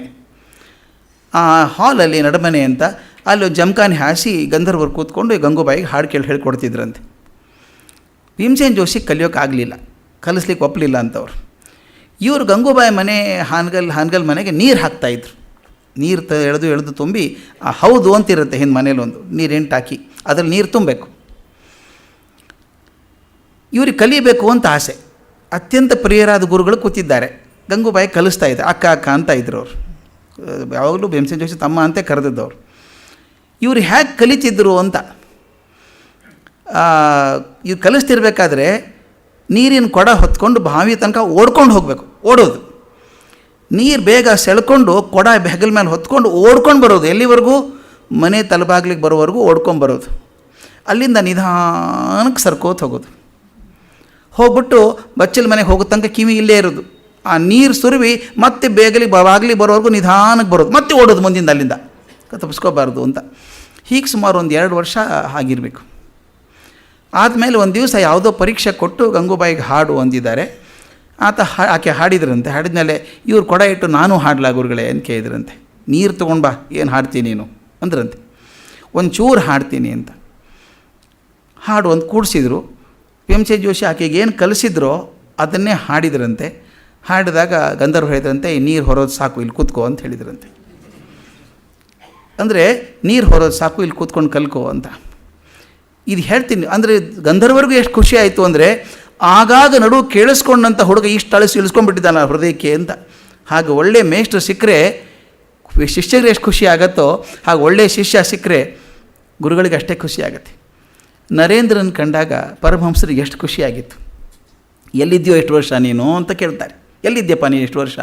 ಹಾಗೆ ಶಿಷ್ಯರಿಗೋಸ್ಕರ ಗುರು ಕಾದ ಹಾಗೆ ಗುರುಗೋಸ್ಕರ ಶಿಷ್ಯನು ಕಾಯ್ತಿರ್ತಾನೆ ಅಂತ. ಮತ್ತು ಇನ್ನೊಂದು, ಒಳ್ಳೆ ಗುರು ಸಿಗದೆ ಹೋದರೆ ಕಷ್ಟ ಆಗುತ್ತೆ. ಅಥವಾ ತೀರಾ ದಡ್ಡ ಹುಡುಗ ಇದ್ದರೆ ಗುರುಗಳಿಗೆ ಕಲಿಸೋದು ಮರೆತು ಹೋಗುತ್ತೆ. ಇವ್ರು ಮರೆಯೋದಿಲ್ಲ ಅಂತಾರಲ್ಲ, ನನಗೆ ಆದಂಥ ಒಂದು ಘಟನೆ ಹೇಳಿಬಿಡ್ತೇನೆ. ಭಾಳ ತಮಾಷೆ ಘಟನೆ ಅದು. ನಾನು ಕಾಲೇಜಲ್ಲಿದ್ದಾಗ ನಾನು ಯೂನಿವರ್ಸಿಟಿ ಕ್ರಿಕೆಟ್ ಆಡಿ ಸ್ವಲ್ಪ ಮುಂದಕ್ಕೂ ಹೋಗಿದ್ದೆ, ಕ್ರಿಕೆಟ್ ಆಡ್ತಾಯಿದ್ದೆ. ಆ ಹುಡುಗ ಗಾಡ್ಗೀಳನ್ನು ಜಮಖಂಡಿ ಅಂತ ಸಂಸ್ಥಾನ ಆಗಿಲ್ಲ. ಆ ಹುಡುಗ ಇಂಗ್ಲೆಂಡ್ನಲ್ಲೇ ಕಲ್ತವನು 10ನೇ ಕ್ಲಾಸ್ವರೆಗೂ. ಆಮೇಲೆ ಜಮಖಂಡಿಗೆ ವಾಪಸ್ ಬಂದು PUC ಸೇರಿಕೊಂಡ ಕಾಲೇಜ್. ಎಲ್ಲ PUC ಅಲ್ಲಿ ಯೂನಿವರ್ಸಿಟಿ ಕೋರ್ಸ್, ಆವಾಗ PUC ಬೋರ್ಡ್ ಅಂತಿರಲಿಲ್ಲ, ಯೂನಿವರ್ಸಿಟಿಯಲ್ಲಿ ಬರುವಂಥದ್ದು. ಅವನು ಕ್ರಿಕೆಟ್ ಟೀಮಿಗೆ ಸೇರಿಕೊಂಡ. ಅಲ್ಲೆಲ್ಲ ಆಕ್ಸ್ಫರ್ಡಲ್ಲಿ ಆಡಿ ಬಂದವನು ಹುಡುಗ, ಸ್ಕೂಲಲ್ಲಿ ಆಕ್ಸ್ಫರ್ಡ್ ಸ್ಕೂಲಲ್ಲಿ ಆಡಿದವನು. ಟೀಮಲ್ಲಿ ಸೇರಿಕೊಂಡ. ಅವನಿಗೆ ಇಲ್ಲಿ ಈ ಕಲಿಕೆ ಪದ್ಧತಿಯೇ ಹೊಸದು ಅವನಿಗೆ. ಅಲ್ಲೆಲ್ಲ ಬೇರೆ ಕಲಿಯೋ ರೀತಿ ಬೇರೆ, ಇಲ್ಲಿ ಕಲಿಯೋ ರೀತಿ ಬೇರೆ ಅವನಿಗೆ. ನಮ್ಮ ಮ್ಯಾನೇಜರೊಬ್ಬರು ಫಿಸಿಕ್ಸ್ ಪ್ರೊಫೆಸರ್ ಇದ್ದರು. ಗಾಡಿಗಳು ಹೇಗೆ ಅನ್ನಿಸ್ತಾ ಇದೆ ಕಲಿಯೋದು ಅಂತ ಕೇಳಿದರು. ಆತ ಹೇಳಿದ, I find science and English little difficult sir. English ಅವ್ನು ಕಷ್ಟ ಆಗಬಾರ್ದು, ಇಂಗ್ಲೀಷ್ ಚೆನ್ನಾಗೇ ಬರೋದು ಅವನಿಗೆ. ಈ ಪರೀಕ್ಷೆಗೆ ಓದ್ಕೊಂಡು ಬರೆಯೋದಿದ್ದಲ್ಲ, 3 ಮಾರ್ಕಿನ ಪ್ರಶ್ನೆ 4 ಮಾರ್ಕಿನ ಪ್ರಶ್ನೆ ಕಷ್ಟ ಆಗ್ತಿತ್ತು ಅನಿಸುತ್ತೆ. ನನ್ನ ಜೊತೆಗೆ ಒಬ್ಬ ನಾಯಕ್ ಅಂತ ಹುಡುಗ ಇದ್ದ, ಆಪ್ಷನಲ್ ಇಂಗ್ಲೀಷ್ ಹುಡುಗ ಅವನು. ಅದಕ್ಕೆ ಅವರು ನಮ್ಮ ಪ್ರೊಫೆಸರ್ ಭಾಳ ಚೆನ್ನಾಗಿದೆ, ನೀನು ಕೆಲಸ ಮಾಡೋ, ನೀ ಹೇಗಿದ್ರು ಟ್ರಾವೆಲ್ ಮಾಡ್ತಾ ಇರ್ತೀರಿ ಜೊತೆಗೆ, ಕ್ರಿಕೆಟ್ ಟೀಮ್ ಜೊತೆ ಅಡ್ಡಾಡ್ತಿರ್ತೀರಲ್ಲ, ಪುಸ್ತಕ ತೊಗೊಂಡು ಹೋಗು, learn science from Karjagi and English from Nayak ಅಂದರು. ಅವನು ಅತ್ಯಂತ ವಿನಯದಿಂದ ಹೇಳಿದ, if I learn science from Karjagi will forget science, if I learn English from Nayak I will forget my English ಅಂತ. ಅಂದರೆ ಯಾರು ಯಾವನು ಮರೀತಾರೆ ಅಂತ. ಹಾಗೆ ಮರೆಯೋದು ಇಲ್ಲಿ ಕೂಡ ಅವ್ರು ಹೇಳ್ತಾರೆ, ಮರೆಯೋಲ್ಲ ಯಾಕೆಂದರೆ ಅವ್ರು ಮರೆಯೋಕ್ಕೆ ಬಿಡ್ತಾ ಇಲ್ಲ, ಅವರು ಅಷ್ಟು ಚೆನ್ನಾಗಿದ್ದಾರೆ, ಅವರು ಕಲಿಸ್ತಾರೆ, ಪಾಪ ಕಷ್ಟಪಟ್ಟು ಕಲಿತಿದ್ದಾರೆ. ಹಾಗೆ ಕಲಿತಂಥದ್ದನ್ನು ಡಿ ವಿ ಜಿ ಒಂದು ಮಾತು ಕೊನೆಗೆ ಹೇಳ್ತಾರೆ, ನರ್ತನ ವಿದ್ಯೆಯಲ್ಲಿ ಇದು ಮೊದಲನೇ ಹಂತ ಅಂತ. ನೃತ್ಯ ತಾಳ ಆ ಸರಿಯಾಗಿ ಪದಗಳನ್ನು ಹಾಕೋದು ಇದು ಮೊದಲನೇ ಹೆಜ್ಜೆ ಇದು. ಆದರೆ ಇದು ಆದಮೇಲೆ ಮುಂದಿದೆಯಲ್ಲ ಅಭಿನಯ ಮೇಲ್ಪಟ್ಟದ್ದು. ಇದನ್ನು ಎಷ್ಟು ಚೆಂದ ಹೇಳ್ತಾರೆ. ನರ್ತನ ವಿದ್ಯೆಯಲ್ಲಿ ಮೊದಲಿನ ವಿಧಿಗಳು ಇವೆಲ್ಲ, ಆ ನಂತರ ಬರುವಂಥದ್ದು ಅಭಿನಯ ವಿದ್ಯೆ ಅಂತ. ಇನ್ನೊಬ್ಬ ನರ್ತಕಿ ಬಗ್ಗೆ ಹೇಳ್ತಾರೆ, ವೆಂಕಟ ಸುಬ್ಬ ಭಟ್ರಲ್ಲಿ ತಯಾರಾಗಿದ್ದಂಥ ನರ್ತಕಿ ಒಬ್ಬಳು ರತ್ನಾ ಸಾನಿ ಅಂತ ಒಬ್ಬರಿದ್ದರಂತೆ. ಆ ರತ್ನಾ ಸಾನಿ ತುಂಬ ಚೆನ್ನಾಗಿ ಕಲ್ತಿದ್ರು ಅಂತ ಗುರುಗಳೇ ಹೇಳ್ತಿದ್ರಂತೆ. ವೆಂಕಟ ಸುಬ್ಬ ಭಟ್ರೆ ನಾನು ಅತ್ಯಂತ ಶ್ರೇಷ್ಠ ವಿದ್ಯಾರ್ಥಿನಿ ಈಕೆ ಅಂತ ಹೇಳೋರಂತೆ. ಅಷ್ಟು ಚೆನ್ನಾಗಿ ಪಾಠ ಮಾಡಿ ಆಕೆಗೆ ಗೆಜ್ಜೆ ಪೂಜೆ ಕಾರ್ಯಕ್ರಮ ಆಗಬೇಕು, ವೆಂಕಟರಾಮ್ ಭಟ್ರ ಮನೆ ಎದುರುಗಡೆನೇ ಆಯಿತು. ಆದಮೇಲೆ ಮುಂದೆ ರಾಮೋತ್ಸವ ಬಂದಾಗ ಮೆರವಣಿಗೆಯಲ್ಲಿ ಬರಬೇಕು. ಆ ಮೆರವಣಿಗೆ ಹೇಗೆ ಬರ್ತಾಯಿತ್ತು ಅಂತ ಬರೀತಾರೆ ನೋಡಿ, ಎಷ್ಟು ಚೆನ್ನಾಗಿದೆ ಅದು. ಒಂದು ಶ್ರೀರಾಮದೇವ ಉತ್ಸವ ನಡೆಯಿತು. ಮೆರವಣಿಗೆ ನಮ್ಮ ಮನೆಯಿದ್ದ ಬೀದಿಯಲ್ಲಿ ಬರುವುದು ವಾಡಿಕೆ, ಮೆರವಣಿಗೆ ಬರಬೇಕು. ನನ್ನ ತಾತಂದರು ಧರ್ಮದರ್ಶಿಯಾದ ಕಾರಣದಿಂದಲೋ ಅಥವಾ ವೆಂಕಟರಾಮ ಭಟ್ರು ಗೆಜ್ಜೆ ಪೂಜೆ ಮಾಡಿಸಿದ ಗುರುವೆಂಬ ಕಾರಣದಿಂದಲೋ ಆ ಮೆರವಣಿಗೆ ನಮ್ಮ ಮನೆಯ ಮುಂದೆ 10-20 ಮನುಷ್ಯ ನಿಲ್ಲುತ್ತಿತ್ತು. ಅಲ್ಲಿ ಬಂದಾಗ ರತ್ನಾ ಸಾನಿಯ ನೃತ್ಯ ಮಾಡಬೇಕು. ರತ್ನಾ ಸಾನಿಯ ನೃತ್ಯಾಭಿನಯಗಳನ್ನು ನೋಡಲು ನನಗೆ ಅವಕಾಶವಾಯಿತು. ಹಾಗೆ ಹಾಡುತ್ತಿದ್ದವರು ಅದೇ ಜಾತಿಯ ಕೆಲವರು ಹೆಂಗಸರು, ಅವ್ರ ಜೊತೆಗಿದ್ದಂಥವರು. ಪಿಟೀಲು ನುಡಿಸುತ್ತಿದ್ದವರು ನಟುವ ಮಾದಯ್ಯನವರು. ಮದ್ದಳೆ ನುಡಿಸುತ್ತಿದ್ದವರು ಮೇಲೆ ಹೇಳಿದ ಸೀತಕ್ಕನ ನಟುವ ಸೀತಾರಾಮಯ್ಯನವರು. ಇದೆಲ್ಲ ಒಂದು ಮೇಳ ಬರಬೇಕು. ಆಗ ಹಾಡುತ್ತಿದ್ದ ಹಾಡು ಕಮಾಚರ ಆಗದ್ದು. ಇಷ್ಟೆಲ್ಲ ವರ್ಣನೆ ಮಾಡಿ ಕೊನೆಗೆ ಒಂದು ಸಾಲು ಹೇಳ್ತಾರೆ, ಇದಕ್ಕೆ ರತ್ನಾ ಸಾನಿ ಅಭಿನಯ ನೀಡುತ್ತಿದ್ದಳು, ಆ ಹಾಡಿಗೆ ಅಭಿನಯ ನೀಡುತ್ತಿದ್ದಳು. ಆಕೆ ಮಾಡಿದ ಬಾಹು ವಿನ್ಯಾಸವು ಹಸ್ತಮುದ್ರಿಕೆಯು ನೋಡಿದವರ ಮನಸ್ಸಿನಲ್ಲಿ ಅನುಭವಕಾರಕವಾಯಿತು. ಇದು ಬಹಳ ಮುಖ್ಯವಾದ ಮಾತು. ಯಾರು ಅಭಿನಯ ಮಾಡಿದ್ರೆ ನಮಗೆ ಅನುಭವ ನನಗಾಗ್ತದೆ. ಅದಕ್ಕೆ ಎರಡು ಹೇಳ್ತಾರೆ ಜೀವನದಲ್ಲಿ, ಅಭಿನಯ ಅನುಭವ ಅಂತ ಎರಡಿದೆ. ಎಲ್ಲ ಭಾಷೆಯಲ್ಲೂ ಬರುವಂಥ ಪದಗಳು ಅಭಿನಯ ಅನುಭವ. ಒಬ್ಬ ಒಳ್ಳೆ ನಟಿ ಸ್ಟೇಜ್ ಮೇಲೆ ಆ್ಯಕ್ಟಿಂಗ್ ಮಾಡ್ತಿರ್ತಾಳೆ, ಸೀನಿಯರ್ ಆ್ಯಕ್ಟರ್ ಬಂದು ಚೆನ್ನಾಗಿ ಆ್ಯಕ್ಟಿಂಗ್ ಮಾಡಿ ದುಃಖದ ಪಾತ್ರ ಎಷ್ಟು ಚೆನ್ನಾಗಿ ಅಳ್ತಾಳೆ, ಗ್ಲಿಸರಿನ್ ಇಲ್ಲದೆ ಕೂಡ ಅಷ್ಟು ಅಭಿನಯ ಮಾಡಿದಾಗ ಮುಂದೆ ಕೂತವ್ರ ಕಣ್ಣಲ್ಲೆಲ್ಲ ನೀರು ಬಂದುಬಿಡುತ್ತೆ. ಆದರೆ ಆಕೆ ಪಾತ್ರ ಮುಗಿಸ್ಕೊಂಡು ಸೈಡ್ ವಿಂಗಿಗೆ ಹೋದ ತಕ್ಷಣ ನನ್ನ ಆ್ಯಕ್ಟಿಂಗ್ ಹೇಗಿತ್ತು ಅಂತ ಕೇಳ್ತಾಳೆ ತನ್ನ ಸ್ನೇಹಿತರಿಗೆ. ಆಕೆಗೆ ಅದು ನಟನೆ ಆಗಿತ್ತು, ಆದರೆ ಮುಂದೆ ಕೂತವ್ರಿಗೆ ಅನುಭವ ಆಗಿತ್ತು. ಅದು ಎಷ್ಟು ಚೆಂದ ಹೇಳ್ತಾರೆ ಅವರು, ಆಕೆ ನೋಡಿದವರ ಮನಸ್ಸಿನಲ್ಲಿ ಅನುಭವಕಾರಕವಾಗಿತ್ತು. ಈ ಕಣೆ ಸಾಲು ನನಗೆ ಭಾಳ ಇಷ್ಟವಾದದ್ದು. ಅಲ್ಲಿ ಮುಖ್ಯವಾದದ್ದು ಅವಯವವಲ್ಲ, ಅಭಿನಯ, ಬಾಹು ವಿನ್ಯಾಸದ ರೇಖಾ ಸೌಂದರ್ಯ. ಆ ಮಾತು ಏನು ಬಟ್ಟಕ್ಕೆ ಹೋಗ್ಬಿಡುತ್ತೆ. ನಿಮಗೆ ಒಂದು ಹಂತಕ್ಕೆ ಹೋದಾಗ, ಆ ಒಂದು ಕಲಾಸಿದ್ಧಿಯ ಶಿಖರಕ್ಕೇರಿದಾಗ ಅವಯವ ಕಾಣಿಸೋದಿಲ್ಲ. ನಾನೊಂದು 15 ವರ್ಷ ಒಂದು ಆರ್ಟಿಕಲ್ ಬರೆದಿದ್ದೆ. ಈ ಬರೆಯುವಾಗ ಕೆಲವೊಂದು ಅಮೃತ ಘಳಿಗೆಗಳು ಅಂತ ಬರ್ತವೆ, ಅಮೃತ ಕ್ಷಣಗಳು ಅಂತ, ಎಲ್ಲ ಬರಹಗಾರಿಗೂ ಬರುವಂಥದ್ದು. ಅದು ಒಂದೊಂದು ಸಲ ನೀವೇ ಓದಿದಾಗ ಅದು ಎಷ್ಟು ಚೆನ್ನಾಗಿ ಬಂತಲ್ಲ ಅವತ್ತು ಅನಿಸುತ್ತೆ. ಅದನ್ನೇ ಮತ್ತೊಮ್ಮೆ ಬರೆದ್ರೆ ಅದು ಭಾಷೆ ಬರಲಿಕ್ಕೆ ಇಲ್ವೇನೋ. ಅಮೃತ ಕ್ಷಣದಲ್ಲಿ ಹುಟ್ಟುವಂಥ ಪದಗಳು ಇದು ಬರೆದಿದ್ದಾರಲ್ಲ, ಬಾಹು ವಿನ್ಯಾಸದ ರೇಖಾ ಸೌಂದರ್ಯ ಅಂತ, ಹಾಗೆ ಬಂದಂಥದ್ದು. ನಾನು ಯಾವಾಗಲೂ ಒಂದು ಆರ್ಟಿಕಲ್ ಬರೆದಿದ್ದೆ, when anything becomes intense it becomes invisible ಅಂತ. ಇದು ನಾನು ಚಿಂತೆ ಮಾಡಿದಷ್ಟು ಆಳಕ್ಕೆ ಹೋದಾಗ ಎಲ್ಲ ವಿಷಯಕ್ಕೂ ಹೊಂದುತ್ತೆ ಅನ್ನಿಸ್ತು. When technology becomes intense it becomes invisible ಅಂತ. ತಂತ್ರಜ್ಞಾನ ಇಂಟೆನ್ಸ್ ಆದಾಗ, ಮೊದಲು ನೋಡಿ ನಮಗೆ ATM ಅಂದರೆ ಭಾಳ ದೊಡ್ಡದು ಅನ್ನಿಸ್ತಾ ಇತ್ತು. ಈಗ ಯಾರಾದರೂ ATMಲ್ಲಿ ದುಡ್ಡು ತೊಗೋಬೋದು. ಎಷ್ಟು ಸಿಂಪಲ್ ಅಂದರೆ ನೀವೇನಿಲ್ಲ, ಪ್ರೊಸೆಸ್ ಮಾಡಿಬಿಡ್ತಾರೆ. ಆ ಒಳಗಿರುವಂಥ ಯಂತ್ರ ಯಾವುದೋ, ಅದಿರುವಂಥ ಟೆಕ್ನಾಲಜಿ ಯಾವುದೋ ಗೊತ್ತಿಲ್ಲ. ಮೊದಲು ಕಂಪ್ಯೂಟರ್ ಯೂಸ್ ಮಾಡಿದವ್ರಿಗೆ ಅರ್ಥ ಆಗಿರುತ್ತೆ. ನನಗೆ ಗೊತ್ತು, ಕಂಪ್ಯೂಟರ್ ತಂದು ನಾನು ಕಾಲೇಜಲ್ಲಿ ಹಾಕ್ಕೊಂಡಾಗ ಆ ಬೇಸಿಕ್, ಕೋಬಾಲ್, ಪ್ಯಾಸ್ಕಲ್, ಫೋರ್ಟ್ರಾನ್ ಅಂತ ಹೇಳಿ ತಲೆ ಕೆಟ್ಟು ಹೋಗೋದು. ಅದನ್ನ ಹಾಕಬೇಕಾದ್ರೆ ಒಂದು ಟೈಪ್ ಇಟ್ಕೊಂಡಿದ್ದೆ ಗ್ಲಾಸಿನ ಕೆಳಗೆ, ಅದನ್ನು ನೋಡೋದು ಟೈಪ್ ಮಾಡೋದು, ಅದನ್ನು ನೋಡೋದು ಟೈಪ್ ಮಾಡೋದು, ಬರೋದೇ ಇಲ್ಲ. ಕೋಡೆಲ್ಲ ಬರಬೇಕಲ್ಲ, ಕೋಡಿಂಗ್ ಈಗೆಲ್ಲ ತೆಗೆದು ಹಾಕಿದ್ದಾರೆ ನೋಡಿ, ಕೋಡಿಂಗೇ ಇಲ್ಲ ಈಗ. ನಿಮಗೆಲ್ಲ ತಲೆ ಯಾಕೆ, ಕೋಡಿಂಗ್ ಬರೆಯೋರು ಬೇರೆ ಇದ್ದಾರೆ, ಎಕ್ಸ್ಪರ್ಟ್ಸ್ ಬರೀತಾರೆ. ಟೆಕ್ನಾಲಜಿ ಎಷ್ಟು ಬೆಳೀತಾ ಹೋಯಿತು ಅಂದರೆ, ಯಾರಾದರೂ ಈ ಮೊಬೈಲ್ ಯಾರಾದರೂ ಟ್ಯೂಷನ್ ಕ್ಲಾಸ್ ತೊಗೋತಾರೆ, ಯಾರಾದರೂ ಮೊಬೈಲ್ ಯೂಸ್ ಮಾಡೋದು ಹೇಗೆ ಅಂತ ತೊಗೊಂಡು ದಿವಸನೇ ಶುರು ಯೂಸ್ ಮಾಡೋದಕ್ಕೆ. ಟೆಕ್ನಾಲಜಿ ಎಷ್ಟು ಸುಲಭ ಆಗಿದೆ ಅಂದರೆ ಮೆನ್ಯೂ ಡ್ರಿವನ್ ಅಂತ. ಏನು ಮಾಡಬೇಕು ಹೇಳ್ಕೊಡುತ್ತೆ ನಿಮಗೆ. ಅದು ಇಷ್ಟು ಮಾಡಿ ಅಂದರೆ ಮಾಡುತ್ತೆ. ಆ ಸ್ಕ್ರೀನ್ ಮೇಲೆ ಬಂದುಬಿಡುತ್ತೆ. ಈಗಂತೂ ಟಚ್ ಸ್ಕ್ರೀನ್ ಹಿಂಗೆ ಮುಟ್ಸ್ತಾ ಹೋಗ್ಬಿಡೋದು, ಬರೀ ತಿರುಗಿಸೋದು ಕೂಡ ಕಾರಣ ಇಲ್ಲ. ಟೆಕ್ನಾಲಜಿ ಜಾಸ್ತಿ ಆದ ಹಾಗೆ ಟೆಕ್ನಾಲಜಿ ಕಾಣಿಸೋದಿಲ್ಲ ನಿಮಗೆ. ಎಲ್ಲ ಫೀಲ್ಡಲ್ಲೂ ಆಗುವಂಥದ್ದು ಇದು ನೋಡಿ. ಟೆಕ್ನಾಲಜಿ ಮಾತ್ರ ಅಲ್ಲ, ಒಂದು ಫಿಲ್ಮ್ ಇತ್ತು, ನಂಗೆ ತೋರ್ಸೋಕ್ಕಾಗಲ್ಲ ಇಲ್ಲಿ.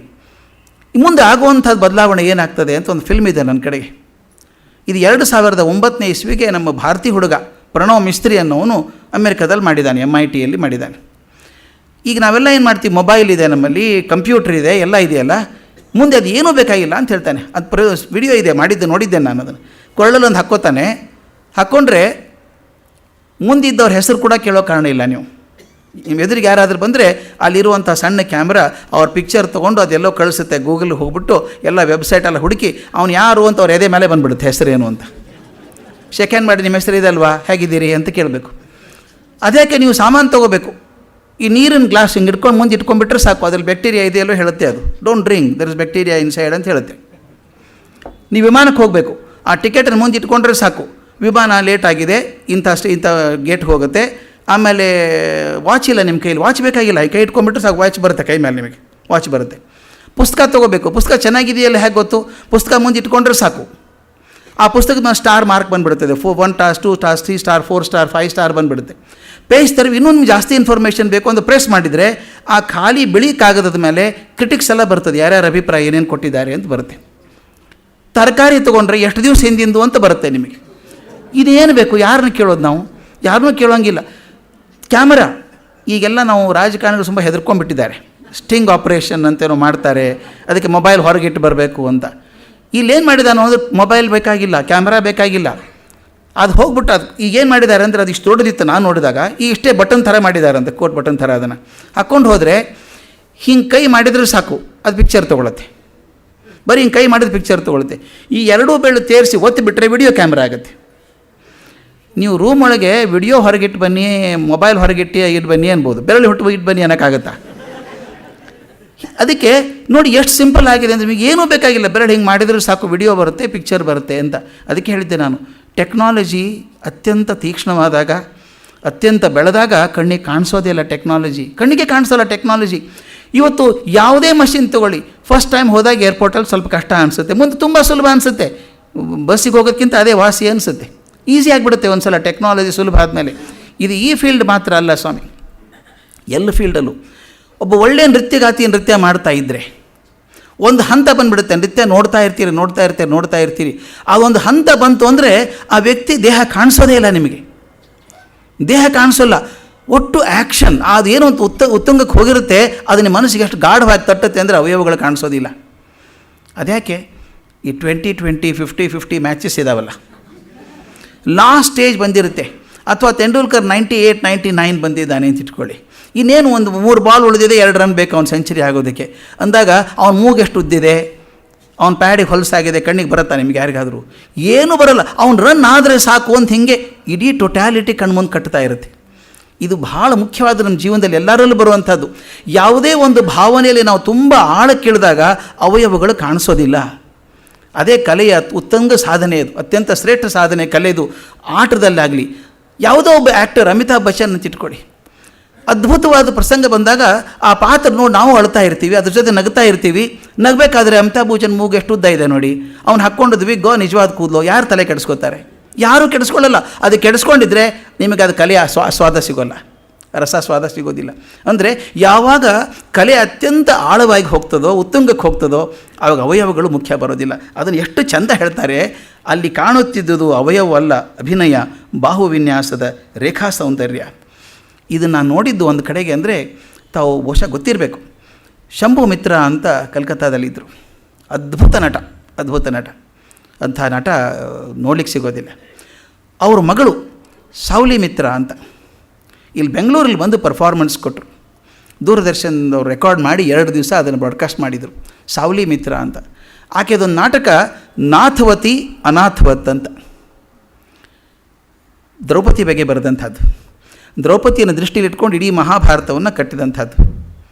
5 ಜನ ಗಂಡಂದರು, ಒಬ್ಬರು ಅಶಕ್ತರಲ್ಲ, ಒಬ್ಬರಿಗಿಂತ ಒಬ್ಬರು ಮಹಾಪರಾಕ್ರಮಿಗಳಾದಂಥ 5 ಜನ ಗಂಡಂದ್ರಿದ್ದರೂ ಅನಾಥರಾಗಿಬಿಟ್ಲಲ್ಲ ಆಕೆ ಸಭೆಯಲ್ಲಿ ಅಂತ. ನಾಥವತಿ ಅನಾಥವತ್, 5 ಜನ ಗಂಡಂದಿರಿದ್ರು ಅನಾಥರಾದಂಥ ದ್ರೌಪದಿ ಅಂಥೇಳಿ ಒಬ್ಬರೇ ಪಾತ್ರ ಮಾಡೋರು. ನಾನು ನೋಡಿದ್ದೇನೆ ಸ್ಟೇಜ್ ಮೇಲೆ ಅದನ್ನು, ಒಬ್ಬರೇ, ಯಾರೂ ಇಲ್ಲ. ಹಿಂದೆ ಮೇಳ ಇರಬೇಕು, ಹಾಡ್ತಾ ಇರಬೇಕು, ಆಕೆನೇ ದುರ್ಯೋಧನ ಆಗಬೇಕು, ಆತನೇ ದುಶ್ಯಾಸನ ಆಗಬೇಕು, ಆಕೆನೇ ದ್ರೌಪದಿ ಆಗಬೇಕು, ಆಕೆನೇ ಕೃಷ್ಣ ಆಗಬೇಕು. ಇಡೀ ಏಕಪಾತ್ರಾಭಿನಯ, ಇಡೀ ಮಹಾಭಾರತ ಒಬ್ಬರೇ ಆ್ಯಕ್ಟಿಂಗ್ ಮಾಡ್ತಾಯಿದ್ರು. ನನ್ನ ನೆನಪಿದೆ, ಆಕೆ ಮಾಡ್ತಿರ್ಬೇಕಾದ್ರೆ ಆ ಕ್ಷಣದಲ್ಲಿ ಬದಲಾವಣೆ, ಮುಖದಲ್ಲಿ ಪರಿವರ್ತನೆ ನೋಡಿದಾಗ ಸಾವಳಿ ಮಿತ್ರಾದ್ದು ದೇಹ ಅಂತ ಗೊತ್ತೇ ಆಗ್ತಿರಲಿಲ್ಲ ನಮಗೆ. ಆ ಕ್ಷಣಕ್ಕೆ ಕೃಷ್ಣ ಹೋಗಿ ದ್ರೌಪದಿ ಆಗೋದು, ದ್ರೌಪದಿ ಹೋಗಿ ಭೀಷ್ಮ ಆಗೋದು, ಯಾರ್ಯಾರು ಆಗಬೇಕು ಕ್ಷಣದಲ್ಲಿ. ಅದನ್ನು ನೋಡಿದಾಗ ಅನ್ನಿಸ್ತಾ ಇತ್ತು, ಒಂದು ಸಲ ನಾವು ಆ ರಸಾಸ್ವಾದನೆಯ ಉತ್ತುಂಗಕ್ಕೇರಿದಾಗ ದೇಹ ಕಾಣಿಸೋದಿಲ್ಲ, ಬರೀ ಕಲೆ ಮಾತ್ರ ಸಾಮ್ರಾಜ್ಞ ಹಾಗೆ ಮೆರಿತಾ ಇರ್ತದೆ ಅಲ್ಲಿ ಅಂತ. ಅದನ್ನು ಹೇಳ್ತಾರೆ ಅವರು, ಬರೀ ನನಗೆ ರೇಖಾ ಸೌಂದರ್ಯ ಕಾಣಿಸ್ತಾ ಇತ್ತು ಅಂತ. ಇನ್ನೊಬ್ಬ ನರ್ತಕಿ ಬಗ್ಗೆ ಹೇಳ್ತಾರೆ, ವೆಂಕಟಲಕ್ಷ್ಮ ಸಾನಿ ಅಂತ. ಬೈರಕೂರು ವೆಂಕಟಲಕ್ಷ್ಮಮ್ಮ, ಆಕೆ ನರ್ತನ ಅಭಿನಯ ಎರಡೂ ಬಹಳ ಪ್ರಖ್ಯಾತವಾದದ್ದು ಅಂತ. ಮತ್ತು ಇನ್ನೊಂದು ವಿಷಯ, ಅವ್ರು ಬರೀ ಡಾನ್ಸ್ ಮಾಡೋಕ್ಕೆ ಬಂದವರಲ್ಲ, ಅದರ ಜೊತೆಗೆ ಸಾಹಿತ್ಯ ಸಂಗೀತ ಎಲ್ಲವೂ ಚೆನ್ನಾಗಿ ಗೊತ್ತಿತ್ತು ಅವರಿಗೆ. ಅವ್ರು ಹೇಳ್ತಾರೆ, ಆಕೆಗೆ ಸಂಗೀತ ಭರತನಾಟ್ಯಗಳ ಜ್ಞಾನ ಮಾತ್ರವಲ್ಲದೆ ಸಾಹಿತ್ಯ ಜ್ಞಾನವೂ ಇತ್ತು. ಜಯದೇವನ ಅಷ್ಟಪತಿಗಳು, ಶ್ರೀಕೃಷ್ಣ ಕರ್ಣಾಮೃತ ಇವುಗಳನ್ನು ಹಾಡಿ ಅಭಿನಯಿಸುತ್ತಿದ್ದರು. ಅದನ್ನು ನೋಡೋದಕ್ಕೆ ಅಂಥೇಳಿ ಊರಿನ ಹಿರಿಯರೆಲ್ಲ ಹೋಗಿ ಕೂತ್ಕೋಬೇಕು. ಇದು ಮೋಜಿಗೆ ಹೋದಂಥದ್ದಲ್ಲ, ಅದು ಹೇಳಬೇಕಾದ್ರೆ ನಾನು ಮುಖ್ಯವಾಗಿ. ಸಾಮಾನ್ಯವಾಗಿ ನಾಯಕ ಸಾನಿಯರು ಅಂದ ತಕ್ಷಣ ಅವರು ವೇಶ್ಯರು ಅಂತ ಅಂದ್ಕೊಂಡ್ಬಿಡ್ತೀವಿ. ಅವ್ರು ಹಾಗಲ್ಲ. ಅವರು ಸಾಹಿತ್ಯ ಸಂಗೀತದಲ್ಲಿ ಗಟ್ಟಿಯಾಗಿದ್ದವರು, ಅದನ್ನು ಕೇಳಬೇಕು ಅಂತ ಹಿರಿಯರು ಹೋಗ್ತಾಯಿದ್ರು. ಯಾರ್ಯಾರು ಹೋಗ್ತಿದ್ರು ಅಂತ ಬರೀತಾರೆ. ಮೇಲ್ಮಟ್ಟದ ರಸಿಕರು ಆಕೆಯ ಮನೆಯಲ್ಲಿ ಸೇರುತ್ತಿದ್ದರು. ಅವರಲ್ಲಿ ಮುಖ್ಯರು ವೆಂಕಟನಾರಾಯಣ ಭಟ್ಟರು, ಪುರೋಹಿತ ರಾಮಚಂದ್ರಾಚಾರ್ಯರು, ತಬಲದ ಮುನಿಸ್ವಾಮಾಚಾರ್ಯರು, ಅರ್ಚಕ ಶ್ರೀನಿವಾಸಾಚಾರ್ಯರು ಇತ್ಯಾದಿ. ನಮ್ಮ ತಂದೆಯೂ ಹೋಗುತ್ತಿದ್ದುದುಂಟು. ಅವರೆಲ್ಲರೂ ಹೋಗಿ ಕೂತ್ಕೋಬೇಕು. ಆಕೆಯನ್ನು ಯಾರೂ ಹೀನಾಯವಾಗಿ ಕಂಡುದಿರಲಿಲ್ಲ. ಆಕೆಯ ಅಣ್ಣ ನಾರಾಯಣ ಸ್ವಾಮಪ್ಪ ಅಂತ ಇದ್ದರಂತೆ. ಆತ ಎಷ್ಟು ಭಕ್ತಿ, ದಿನ ಸ್ನಾನ ಮಾಡಿ ಭಾನುವಾರ ಇದನ್ನು ಮಾಡ್ತಿದ್ದರಂತೆ, ಸೂರ್ಯ ನಮಸ್ಕಾರ ಹಾಕಿ, ಆಮೇಲೆ ಒಂದು ಸ್ನಾನ ಮಾಡಿ ನಾಮಧಾರಣ ಮಾಡಿ ಕಳಶ ಇಟ್ಟು ಪೂಜೆ ಮಾಡಿ 12 ಸಾಲಿ ಪ್ರದಕ್ಷಿಣೆ ಮಾಡಿ ಕಳಶದ ನೀರು ತಂದು ತೊಗೊಂಡು ಆ ನಂತರ ಹೋಗಬೇಕು ಕೆಲಸಕ್ಕೆ. ಅಂದರೆ ಯಾವುದೋ ಉಡಾಫೆಯಿಂದ ಮನುಷ್ಯ ಬರೀ entertainment was not the only thing ಅಂತ ಒಂದು ಮುಖ್ಯ ಆಗಿರಲಿಲ್ಲ. ಹಾಗಿದ್ದುದನ್ನು ಕಂಡಿದ್ದೇನೆ. ಊರಿನ ಗೃಹಸ್ಥರೆಲ್ಲ ಯಾವುದೇ ಉತ್ಸವ ಸಂದರ್ಭ ಇದ್ದರೆ ಆಕೆಯನ್ನು ಕೂಡ ತಮ್ಮ ಮನೆಗೆ ಕರಿತಿದ್ರಂತೆ. ಪ್ರತಿಯೊಂದು ಹಬ್ಬದಲ್ಲಿ ಮನೆಗೆ ಕರಿತಿದ್ರು. ಅದು ನಾನು ಕಂಡದ್ದು ಸಣ್ಣ ಊರಲ್ಲೆಲ್ಲ. ಅಂಥವ್ರ ಮನೆಗೆ ಬಂದು ಕುಂಕುಮ ಕೊಟ್ಟು ತೊಗೊಂಡು ಹೋಗ್ತಿದ್ರು ಅಂತ. ಒಂದು ಅಷ್ಟು ಪ್ರೀತಿ ಇತ್ತು ಅವರಿಗೆ ಅಂತ ಹೇಳ್ತಾರೆ. ಇವರಿಗೆ ಆ ಕೂದಲು ಒಪ್ಪಿಸ್ಬೇಕಲ್ಲ ತಿರುಪತಿಯಲ್ಲಿ DVG ಅವರಿಗೆ, ಅದು ಒಪ್ಸೋದಕ್ಕಿಂತ ಮೊದಲು, ಆಗೆಲ್ಲ ತುಂಬ ಉದ್ದು ಕೂದಲಿರುತ್ತಲ್ಲ, ಒಪ್ಸೋದಕ್ಕಿಂತ ಮೊದಲು ಆಕೆ ವೆಂಕಟಲಕ್ಷ್ಮಮ್ಮ ತನ್ನ ಮನೆಗೆ ಕರ್ಕೊಂಡು ಹೋಗ್ತಿದ್ಲಂತೆ. DVGನ ಮನೆಗೆ ಕರ್ಕೊಂಡು ಹೋಗ್ಬಿಟ್ಟು ಇವರ ಮುಂದಲಿಗೆ ಮೊಗ್ಗಿನ ಕುಲಾವಿ ಹೊಲಿದು ಹೆರಳು ಹಾಕಿ ಮಲ್ಲಿಗೆ ಜಡೆ ಹಾಕ್ತಿದ್ಲಂತೆ. ಎಷ್ಟು ಮಾತು ನೋಡಿ. ಮನೇಲಿ ತಾಯಿ ಇದ್ದರೆ ಅಥವಾ ಹಿರಿಯರಿದ್ದರೆ ಏನು ಸಂಭ್ರಮ ಪಡಬೇಕೋ ಅದನ್ನು ಜೀವ ಪಡ್ತಾ ಇತ್ತು ಅಂತ. ಮನೆಗೆ ಬಂದು ಕರ್ಕೊಂಡು, ಅದು ಇನ್ನೊಂದು ಹೇಳ್ತಾರೆ ಅದನ್ನು, ನಾನು ಮನೆಯಲ್ಲಿದ್ದರೆ ತಾನು ಮಾಡಿದ ಹೂವಿನ ಸಿಂಗಾರ ನಲುಗಿ ಹೋಗುತ್ತದೆ ಎಂದು ಹೇಳಿ ರಾತ್ರಿ ನನ್ನ ಊಟವಾದ ಮೇಲೆ ನನ್ನನ್ನು ತಮ್ಮನಿಗೆ ಕರ್ಕೊಂಡು ಹೋಗುತ್ತಿದ್ಲು. ನಮ್ಮ ಮನೇಲಿ ಇದ್ಬಿಡು ಅಂತ ಇದ್ದು ಬೆಳಗ್ಗೆ ಎಲ್ಲ ಮಾಡಿ ಮಾರನೇ ಬೆಳಗ್ಗೆ ಪೇಟೆಯಲ್ಲಿಯೂ ನನ್ನ ಮೆರವಣಿಗೆ, ಇವ್ರು ಕರ್ಕೊಂಡು ಮೆರವಣಿಗೆ ಮಾಡೋದು, ಅಲಂಕಾರ, ತಲೆಗೆಲ್ಲ ಹೂವು ಹಾಕಿ ಜಡೆ ಹಾಕಿ ಕರ್ಕೊಂಡು ಹೋಗೋದು. ಆಕೆ ನನ್ನೊಡನೆ ಬಂದು ತಾನು ಮಾಡಿದ್ದ ಸಿಂಗಾರವನ್ನು ಹೆಮ್ಮೆಯಿಂದ ಎಲ್ಲರಿಗೂ ತೋರಿಸುತ್ತಿದ್ದರು. ಆ ಸಂತೋಷಪಡೋ ಜೀವ ನೋಡಿ ಹೇಗಿದೆ. ತನ್ನದಲ್ಲದ ಮಗುವಿಗೆ ಆ ಪ್ರೀತಿಯನ್ನು ತೋರಿಸೋದಿದೆಯಲ್ಲ, ಅದೆಂಥ ದೊಡ್ಡ ಗುಣ ಅಂತ ಹೇಳ್ತಾರೆ. ವೆಂಕಟಲಕ್ಷ್ಮಮ್ಮನು ಗರಿಮಾಪಣತಿ ಎಂಬ ವರ್ಣವನ್ನು ಹಾಡಿ ಅಭಿನಯಿಸುತ್ತಿದ್ದಳು. ಅದು ಕಣ್ಣಿಗೆ ಕಟ್ಟಿದ ಹಾಗಿದೆ. ಈಗೂ ಅನೇಕ ಕನ್ನಡದ ಜಾವಳಿಗಳನ್ನು ಹಾಡ್ತಾ ಇದ್ದಂತೆ. ನಾನು ನೋಡಿದ್ದೇನೆ. ಕನ್ನಡ ರಾಗದ ಕರೆಯೇ ಆತನ ನೀನು ಎಂಬ ಜಾವಳಿ ಅತ್ಯಂತ ಮೋಹಕವಾಗಿರ್ತಿತ್ತು ಅಂತ.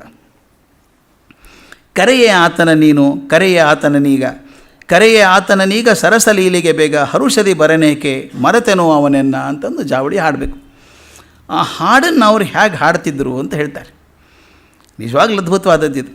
ಆ ಹಾಡು ಮಾತುಗಳೆಲ್ಲ ಬಳಕೆಯಲ್ಲಿರುವಂಥ ಮಾತುಗಳೇ, ಅದರ ಸ್ವಾರಸ್ಯ ಇರುವುದು ಆ DVG ಮಾತನ್ನು ಗಮನಿಸಬೇಕು.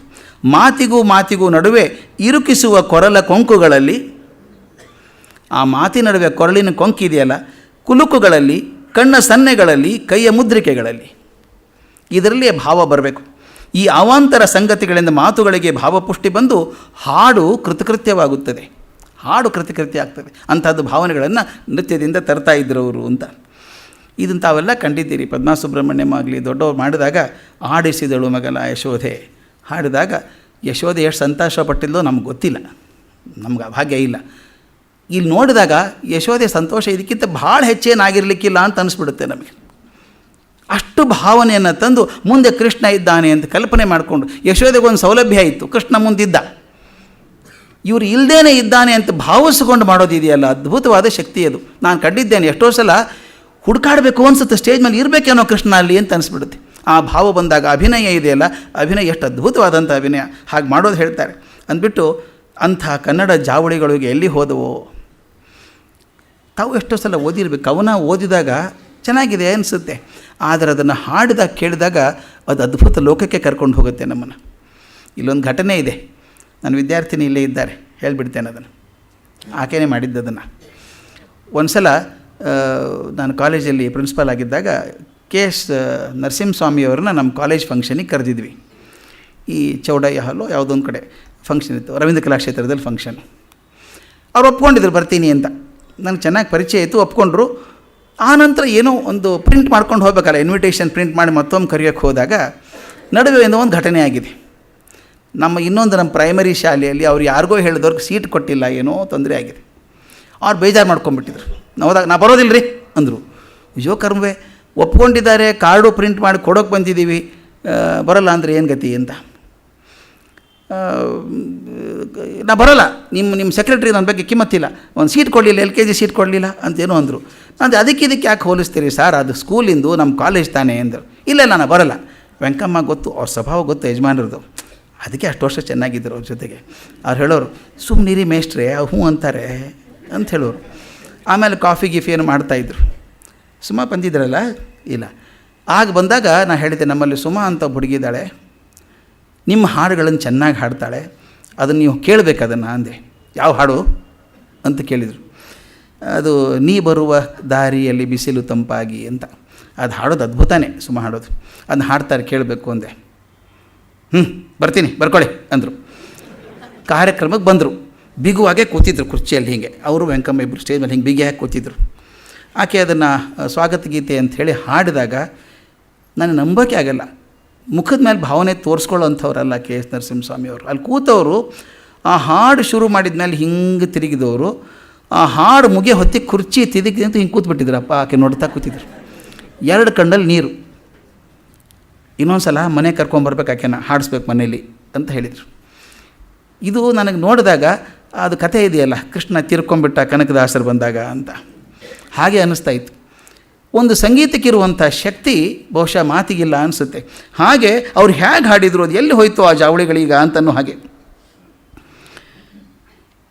ಆ ನೋಡಿದಾಗ ಎಲ್ಲ ಜಾಗ ಆ ಥರ ಜಾವಳಿಗಳು, ಆ ಥರ ಸಂಪ್ರದಾಯಗಳು ಎಲ್ಲಿ ಹೋದವು ಅಂದಾಗ ನನಗೆ ನೆನಪಾಗೋದು, ನಾವು ಸಣ್ಣ ಹುಡುಗರಿಗಿದ್ದಾಗ ನಮ್ಮ ಊರಲ್ಲಿ ಕೋಟೆ ಅಂತ ಹಾಕೋರು, ಕೋಟೆ ಹಾಕೋದು ಅಂತ, ಉತ್ತರ ಕರ್ನಾಟಕದಲ್ಲಿ ಜಾಸ್ತಿ ಇದನ್ನು ಕೋಟೆ ಹಾಕೋದು ಅಂತ.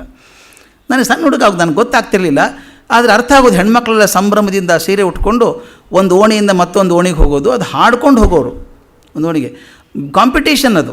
ಇವರೊಂದು ಮಣ್ಣಿನ ಕೋಟೆ ಥರ ಕಟ್ಟಿ ಅದರೊಳಗೆ ಬೊಂಬೆ ಇಟ್ಟು, ಇಲ್ಲಿ ಹೇಗೆ ನವರಾತ್ರಿ ಬೊಂಬೆ ಇಡ್ತಾರೋ ಹಾಗೆ ಅಲ್ಲಿ ಬೊಂಬೆ ಇಡಬೇಕು, ಇಲ್ಲಿಂದ ಆ ಓಣಿಗೆ ಹೋಗಬೇಕು, ಅಲ್ಲಿ ಹೆಣ್ಮಕ್ಳೆಲ್ಲ ಇರಬೇಕು, ಇವರೆಷ್ಟು ಹಾಡು ಹೇಳ್ತಾರೋ ಅಷ್ಟು ಹಾಡು ಅವ್ರು ಹೇಳಬೇಕು, ಯಾರು ಜಾಸ್ತಿ ಹೇಳ್ತಾರೋ ಅವ್ರು ಗೆದ್ದ ಹಾಗೆ ಅವ್ರು ಮುಂದಿನ ಓಣಿಗೆ ಹೋಗಬೇಕು, ಹೀಗೆ ಕೋಟೆ ಹಾಕ್ಕೊಂಬರೋದು ಅಂತ. ಆ ಇಡೀ ಊರಲ್ಲಿ ಒಂದು ಸಂಭ್ರಮದ ವಾತಾವರಣ ಎಷ್ಟು ಚೆನ್ನಾಗಿರ್ತಿತ್ತು, ಅದಿಲ್ಲಲ್ಲ ಈಗ ಅಂತ ಅದು ಹೇಳ್ತಾರೆ. ಆ ಜಾವಳಿಗಳು ಎಲ್ಲಿ ಹೋದವು, ಆ ಸಂಭ್ರಮ ಎಲ್ಲಿ ಹೋಯಿತು ತಿಳಿಯೋದು ಅಂತ ಹೇಳ್ತಾರೆ. ಆ ವೆಂಕಟಲಕ್ಷ್ಮಿಗೆ ಜಮೀನು ಕೂಡ ಇತ್ತು. ಅದು ಮೊದಲೇ ಹೇಳಿದ ಹಾಗೆ ಆ ದೇವಸ್ಥಾನದಲ್ಲಿ ಅವ್ರು ನೃತ್ಯ ಮಾಡೋದ್ರಿಂದ ಜಮೀನಿಗೆ ಕೊಟ್ಟಿರ್ತಿದ್ರು. ಒಳ್ಳೆಯ ರೂಪ, ಕಳೆಕಳೆಯಾದ ಮುಖ, ಗಂಭೀರವು, ದೊಡ್ಡ ಮನುಷ್ಯತನವು ಆಕೆಯಲ್ಲಿ ಸ್ವಾಭಾವಿಕವಾಗಿದ್ದವು. ಆಕೆ ಒಂದು ಸಲ ಎಲ್ಲರ ಜೊತೆ ಕೂತಾಗ ಒಂದು ಅಷ್ಟಪದಿಯನ್ನು ಅಭಿನಯ ಮಾಡಿ ತೋರಿಸಿದ್ರಂತೆ. ಆ ಅಷ್ಟಪದಿಯನ್ನು ಮುಂದೆ ನಾನು ಬೆಂಗಳೂರು ನಾಗರತ್ನಂ ಅವ್ರು ಹಾಡಿದ್ದು ಕೂಡ ಕೇಳಿದ್ದೆ ಅಂತ DVG ಬರೀತಾರೆ. ಅದು ಯಾಹಿ ಮಾಧವ ಯಾಹಿ ಕೇಶವ ಮಾವದ ಕೈತವಾದಮ್ಮ ಅಂತ ಹೇಳೋದಂಥ ಪದ. ಆ ಹಾಡಿದಾಗ ಯಾಹಿ ಅನ್ನುವಂಥ ಪದವನ್ನು ಹೇಗೆ ಬಳಸಿದ್ರು ಅವರು, ಬರೀ ಯಾಹಿ ಅನ್ನೋದೊಂದೇ, ಹೋಗು ಅಂತ. ಆ ಮಾಧವನಿಗೆ ಹೋಗು ಅಂತ ಹೇಗೆ ಹೇಳಿರಬಹುದು ಅದು ಹೇಳ್ತಾರೆ. ವೆಂಕಟಲಕ್ಷ್ಮಮ್ಮ ಯಾವ ರಾಗದಲ್ಲಿ ಹಾಡಿದ್ದಳೋ ತಿಳಿಯುವಷ್ಟು ಪ್ರಜ್ಞೆ ನನಗಿರಲಿಲ್ಲ. ಮುಂದೆ ನಾಗರತ್ನಮ್ಮ ಹಾಡಿದಾಗ ಅದನ್ನು ಹಾಡಿದ್ದು ಮೋಹನ ರಾಗದಲ್ಲಿ ಎಂಬುದು ಗೊತ್ತು. ಆ ವಿವಿಧ ಭಾವಗಳನ್ನು ಅಳವಡಿಸಿಕೊಂಡದರಲ್ಲಿ ಯಾಹಿ ಪದವನ್ನು ಬಳಸಿದ ರೀತಿ ನನಗೆ ಅದ್ಭುತ ಅನಿಸುತ್ತದೆ. ಬರೀ ಯಾಹಿ ಪದವನ್ನು, ಯಾಹಿ ಅಂದರೆ ಹೋಗು, ಕೃಷ್ಣನ ಹೋಗು ಅನ್ನುತ್ತಾಳೆ. ಇದರ ಭಾವ ಏನು? ದೂರ ಕಳಿಸಬೇಕು ಎಂಬುದೇ, ಹತ್ತಿರ ಬಾ ಎನ್ನುವುದೇ, ಬೇಸರವೇ, ಆಕ್ಷೇಪಣೆಯೇ, ನಿರಾಶೆಯೇ, ಪ್ರೇಯಸಿ ತನ್ನ ಪ್ರಿಯನನ್ನು ಕುರಿತು ಹೋಗು ಎಂಬ ಮಾತನ್ನು ಎಷ್ಟು ರೀತಿಯಲ್ಲಿ ಬಳಸಬಹುದು ಅಷ್ಟು ರೀತಿಯಲ್ಲಿ ಅವರು ಗಾಯಕಿ ಮತ್ತು ಬಳಸ್ತಾ ಇದ್ದರು ಅಂತ. ಹೋಗು ಅಂದರೆ ಏನೇನು ಅರ್ಥ ಆಗುತ್ತೆ? ಹೋಗು, ದೂರ ಹೋಗು ಅಂತ ಒಂದು ಅರ್ಥ, ಹೋಗಪ್ಪ ಮರಾಯ ಅಂತ ಒಂದು ಹೇಳಿದಂಗೆ, ನೀ ಕೆಟ್ಟವನು ಹೋಗೋ ಮರಾಯ ಅಂತ ಹೇಳಿದಂಗೆ, ಹೋಗಬೇಡ ಅಂತೂ ಅರ್ಥ. ನನ್ನ ನೆನಪಿದೆ, ಈ ಮೊದಲು ಕಮ್ಯುನಿಕೇಷನ್ ಕಲಿಸುವಾಗ ಸೈಲೆನ್ಸ್ ಈಸ್ ನೋ ಕಮ್ಯುನಿಕೇಷನ್ ಅಂತ ಇದ್ದರು. ಮೌನ ಅಂದರೆ ಕಮ್ಯುನಿಕೇಷನ್ ಅಲ್ಲ ಅಂತ. ಅದು ಇತ್ತೀಚೆಗೆ ಬಂದ ಥಿಯರಿ ಪ್ರಕಾರ silence is the best communication. ಮನೇಲಿ ಹೋಗಬೇಕು, ಯಜಮಾನರು ಹೋಗಿರ್ತಾರೆ ಮನೆಗೆ, ಮೇಡಮ್ ಸ್ವಲ್ಪ ಗುಮ್ಮಾಗಿದ್ದಾರೆ, ಏನಾಯಿತು ಅಂತಾರೆ, ಏನಿಲ್ಲ. ಏನಿಲ್ಲ ಅಂದರೆ ಏನೂ ಆಗಿದೆ ಅಂತ ಗ್ಯಾರಂಟಿ. ಅದು ಹೇಳಿರೋದು ಏನಿಲ್ಲ ಅಂತ. ಮತ್ತು ಆ ಮಾತು ಬರದೇ ಹೋದಾಗ ಮತ್ತು ಏನಾಯಿತು ಅಂತ, ಏನಿಲ್ಲ. ಅದು ಏನಿಲ್ಲ ಅಂದರೆ ಅದು ಏನೋ ಕೊತ ಕೊಜಿತಾ ಇದೆ ಒಳಗಡೆ ಅಂತ ಅಷ್ಟೇ. ಹೀಗೆ ಇಲ್ಲ ಅಂದದ್ದು ಇದೆ ಅಂತ ಅರ್ಥ ಆಗುತ್ತೆ. ಸಣ್ಣ ಮಕ್ಕಳನ್ನ ನೋಡಿ ನೀವು 5-6 ವರ್ಷದ ಮಗುನ ಕರ್ಕೊಂಡು ಹೋಗಿ ಮಾರ್ಕೆಟಿಗೆ ಹೋದಾಗ ಅದೇನೋ ಸಾಮಾನು ಬೇಡತ್ತೆ, ಅದು ಚೆನ್ನಾಗಿಲ್ಲ ಅಂತ ನಿಮ್ಗೆ ಗೊತ್ತು. ಅದಕ್ಕಿಂತ ಚೆನ್ನಾಗಿರೋದು ಸ್ವಲ್ಪ ಬೆಲೆ ಬಾಳೋದೇ ಕೊಡ್ಸೋಕೆ ಹೋಗ್ತೀರಿ ನೀವು, ಅದು ಬೇಡ ನನಗೆ ಇದೇ ಬೇಕು ಅನ್ನುತ್ತೆ ಮಗು. ಅದು ಬೇಡ ಇದನ್ನೇ ತಗೋ ಅಂದರೆ ನನಗೆ ಯಾವುದು ಬೇಡ ಅಂತ ಮುಖ ಗುಮ್ ಮಾಡ್ಕೊಂಡು ಹೊರಡಾಗ ನೀವೇನೋ ಕೇಳಿ ನನಗೆ ಬೇಡ, ನನಗೆ ಬೇಕಾಗಿಲ್ಲ. ನೋಡಿ, ಆ ಮಗು ಬೇಡ ಅಂತಂದುವಾಗ ನಾ ಬೇಡಿದ್ದು ಕೊಡಿಸ್ಲಿಲ್ಲ, ಅದಕ್ಕೆ ನನಗೆ ಇದು ಯಾವುದೂ ಬೇಡ, ಮಾತಿಲ್ಲ ಅಲ್ಲಿ. This is called communion, not communication. ಅದು ಹೇಳ್ತಾರೆ ಆ ಕಮ್ಯೂನಿಯನನ್ನು ಹೇಗೆ ಮಾಡ್ತಾಯಿದ್ರು ಅಂಥೇಳಿ. ನೋಡಿ, ಆ ಮಾತನ್ನು ಗಮನಿಸಬೇಕು. ಒಂದೇ ಮಾತಿನಿಂದ ಪರಸ್ಪರ ವ್ಯತಿರಿಕ್ತವಾದ ಭಾವಗಳನ್ನು ಮುಖಾಭಿನಯಗಳಿಂದ ವ್ಯಕ್ತಪಡಿಸುವುದು ನೈಪುಣ್ಯ. ಪರಸ್ಪರ ವಿರುದ್ಧವಾದಂಥ ಭಾವನೆಗಳನ್ನು ಮಾಡುವಂಥದ್ದು. ಮುಖಚೇಷ್ಟೆಯ ಜೊತೆಗೆ ಮುಳುಗುವುದು ಮೊದಲಾದ ಧ್ವನಿಚೇಷ್ಟಿತಗಳು ಪೋಷಕವಾಗುತ್ತವೆ. ಹಾಗೆ ಭಾವೋದ್ದೀಪನ, ರಸಪುಷ್ಟಿ ಈ ಕಾರಣದಿಂದ ಹೃದಯ ಶಿಕ್ಷಣದ ಸಾಧನಗಳಲ್ಲಿ ಮುಖಭಂಗಿ, ಧ್ವನಿಭಂಗಿಗಳಿಗೆ ಈ ಪ್ರಮುಖ ಸ್ಥಾನ ಉಂಟಾಗಿದೆ. ಶೃಂಗಾರ ಕ್ಷೇತ್ರದಲ್ಲಿ ಹೃದಯದ ಪ್ರಸುಪ್ತ ಭಾವನೆಗಳನ್ನು ಎಬ್ಬಿಸಿ ವಿಕಾಸಕ್ಕೆ ತರುವುದು ನರ್ತನಾಭಿನಯದ ಮುಖ್ಯೋದ್ದೇಶ ಅಂತ ಕೆಲವರು ಹೇಳ್ತಾರೆ ಅಂತ ಡಿ ವಿ ಜಿ ಹೇಳ್ತಾರೆ. ಇದೆಲ್ಲ ಯಾಕೆ ಬೇಕ್ರಿ, ಓದ್ಕೊಂಡ್ರೆ ಆಗ್ತದಲ್ಲ, ಈ ನೃತ್ಯ ಯಾಕೆ ಬೇಕಿದು? ಬೇಕಿಲ್ಲ.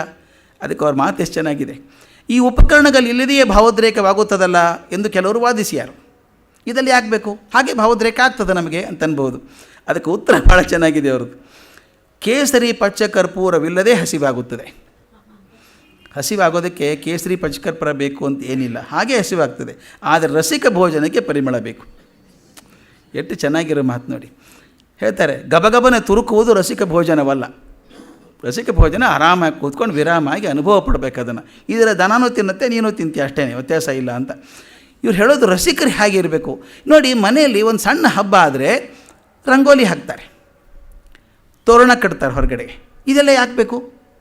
ಅದಕ್ಕೆ ಡಿ ವಿ ಜಿ ಹೇಳಿದ್ದು ನಾನೇ ಕೇಳಿದ್ದೆ, ಎಷ್ಟು ಚೆನ್ನಾಗಿ ಹೇಳೋರು ಅವರು. ಹಬ್ಬ ಆದರೆ ಹೊರಗಡೆ ತೋರಣ ಇರಬೇಕು, ಬರೀ ತೋರಣ ಇದ್ದರೆ ಸಾಲದು, ಒಳಗಡೆ ಹೂರಣ ಇರಬೇಕು. ತೋರಣ ಹೂರಣ ಎರಡೂ ಇದ್ದರೆ ಹಬ್ಬ. ಬರೀ ಹೂರಣ ಇದ್ದರೆ ಸಂಭ್ರಮ ಇಲ್ಲ, ಹೋಟೆಲಲ್ಲೂ ಸಿಗುತ್ತಲ್ಲ ನಿಮಗದು. ಆದರೆ ಮನೆಯಲ್ಲಿ ತೋರಣ ಸಂಭ್ರಮದ ಗುರುತು, ಅದು ನಮ್ಮ ನಾಗರಿಕತೆಯ ಸಂಸ್ಕೃತಿಯ ಗುರುತು. ಒಂದು ರಂಗೋಲಿ ಹಾಕೋದು ಅದೊಂದು ಕಲೆ ಅಲ್ವಾ. ಮನೆ ಮುಂದೆ ಎಷ್ಟು ಚಂದ ರಂಗೋಲಿ ಹಾಕಬೇಕು, ಅದನ್ನು ರಂಗೋಲಿ ಹಾಕಿ ಊದುಬತ್ತಿ ಹಚ್ಚಿ ಅಲಂಕಾರ ಮಾಡೋದಿದೆಯಲ್ಲ, ಇದು ಜೀವನದ ಒಂದು ಸೊಗಸು, ಸಂಸ್ಕೃತಿಯ ಲಕ್ಷಣ, ರಸಿಕತೆಯ ಕಲಾತ್ಮಕತೆ ಅದು ಇರಬೇಕಾದದ್ದು. ಅದಕ್ಕೆ ಹೇಳ್ತಾರೆ ರಸಿಕತೆಯ ವಿಷಯವೇ ಬೇರೆ, ಇದೆಲ್ಲವೂ ಬೇಕಾಗ್ತದೆ ಜೀವನದಲ್ಲಿ ಬದುಕೋದಕ್ಕೆ ಅಂತ. ಮುಂದೆ ನಾನು ಪ್ರಸ್ತಾಪಿಸಿರುವ ನಾಯಕ ಸಾನಿಯರಲ್ಲಿ ಎಲ್ಲರೂ ಸಂಗೀತ ನರ್ತನ ಶಾಸ್ತ್ರಗಳ ಪರಿಚಯವನ್ನು ಸ್ವಲ್ಪ ಪಡ್ಕೊಂಡಿದ್ದವರೇ. ಅವರೊಂದು ತಾಫೆ ಮಾಡ್ತಿದ್ರಂತೆ, ಅಪ್ಪಾಜಿಯ ಮಕ್ಕಳು ಅಂತ. ಒಂದು ತಾಫೆ ಭಾಳ ಪ್ರಮುಖವಾಗಿತ್ತಂತ ಅವಾಗ. ಅಪ್ಪಾಜಿಯನ ಮಕ್ಕಳು ಎಷ್ಟು ನೆನಪು ನೋಡಿ ಅವ್ರದ್ದು. ಅವ್ರು ಹೇಳ್ತಾರೆ, ಆಗ ನನಗೆ 7-8 ವರ್ಷ ಇರಬೇಕು ಅಂತ. ಆಗ ಎಷ್ಟು ಜನ ಬರೀತಾರೆ ನೋಡಿ. ಅಪ್ಪಾಜಿಯನ ಮಕ್ಕಳು 3-4 ಮಂದಿ ಎಂದು ಜ್ಞಾಪಕ. ಅವರೆಲ್ಲರೂ ಸೊಗಸಾಗಿ ನರ್ತನ ಮಾಡುತ್ತಿದ್ದರು, ಎಲ್ಲರೂ ಸುಂದರಿಯರು. ಒಬ್ಬಾಕೆ ಕೊಂಚ ಸ್ಥೂಲ ನೋಡಿ, ನೆನಪಿಡೋದು ಹೆಂಗಿಟ್ಟಿದ್ದಾರೆ. ಒಬ್ಬಾಕೆ ಕೊಂಚ ಸ್ಥೂಲ. ಅಪ್ಪಾಜಿಯನಿಗೆ ಸ್ವಂತ ಮನೆ, ಗದ್ದೆ, ಹೊಲ ಎಲ್ಲವೂ ಇದ್ದವು. ಗೌರಿ, ಪದ್ಮ ಇವರುಗಳ ಹಾಡುಗಾರಿಕೆ ಸೊಗಸು. ಅಂದರೆ ಅವ್ರ ಹೆಸರು ಕೂಡ ನೆನಪಿಟ್ಟಿದ್ದಾರೆ ಇವರು. ಗೌರಿ, ಪದ್ಮ ಇವರುಗಳ ಹಾಡುಗಾರಿಕೆ ಸೊಗಸು. ಪದ್ಮ ಸ್ವಲ್ಪ ಮಸುಕು ಬಣ್ಣ, ಆದರೆ ಅವಳ ಶಾರೀರ ಬೆಡಗುಪಡಿಸುವಂಥದ್ದು, ಅದ್ಭುತವಾದಂಥ ಧ್ವನಿ, ಎಲ್ಲವೂ ನೆನಪಿಟ್ಟಿದ್ದಾರೆ. ಇದರ ಜೊತೆಗೆ ಅವ್ರು ನೆನೆಸ್ಕೊಳ್ಳುವಂಥದ್ದು, ಪ್ರೀತಿ ನೆನೆಸ್ಕೊಳ್ಳುವಂಥದ್ದು ಅಂದರೆ ತುಳಸಾ ಸಾನಿ ಅಂತ.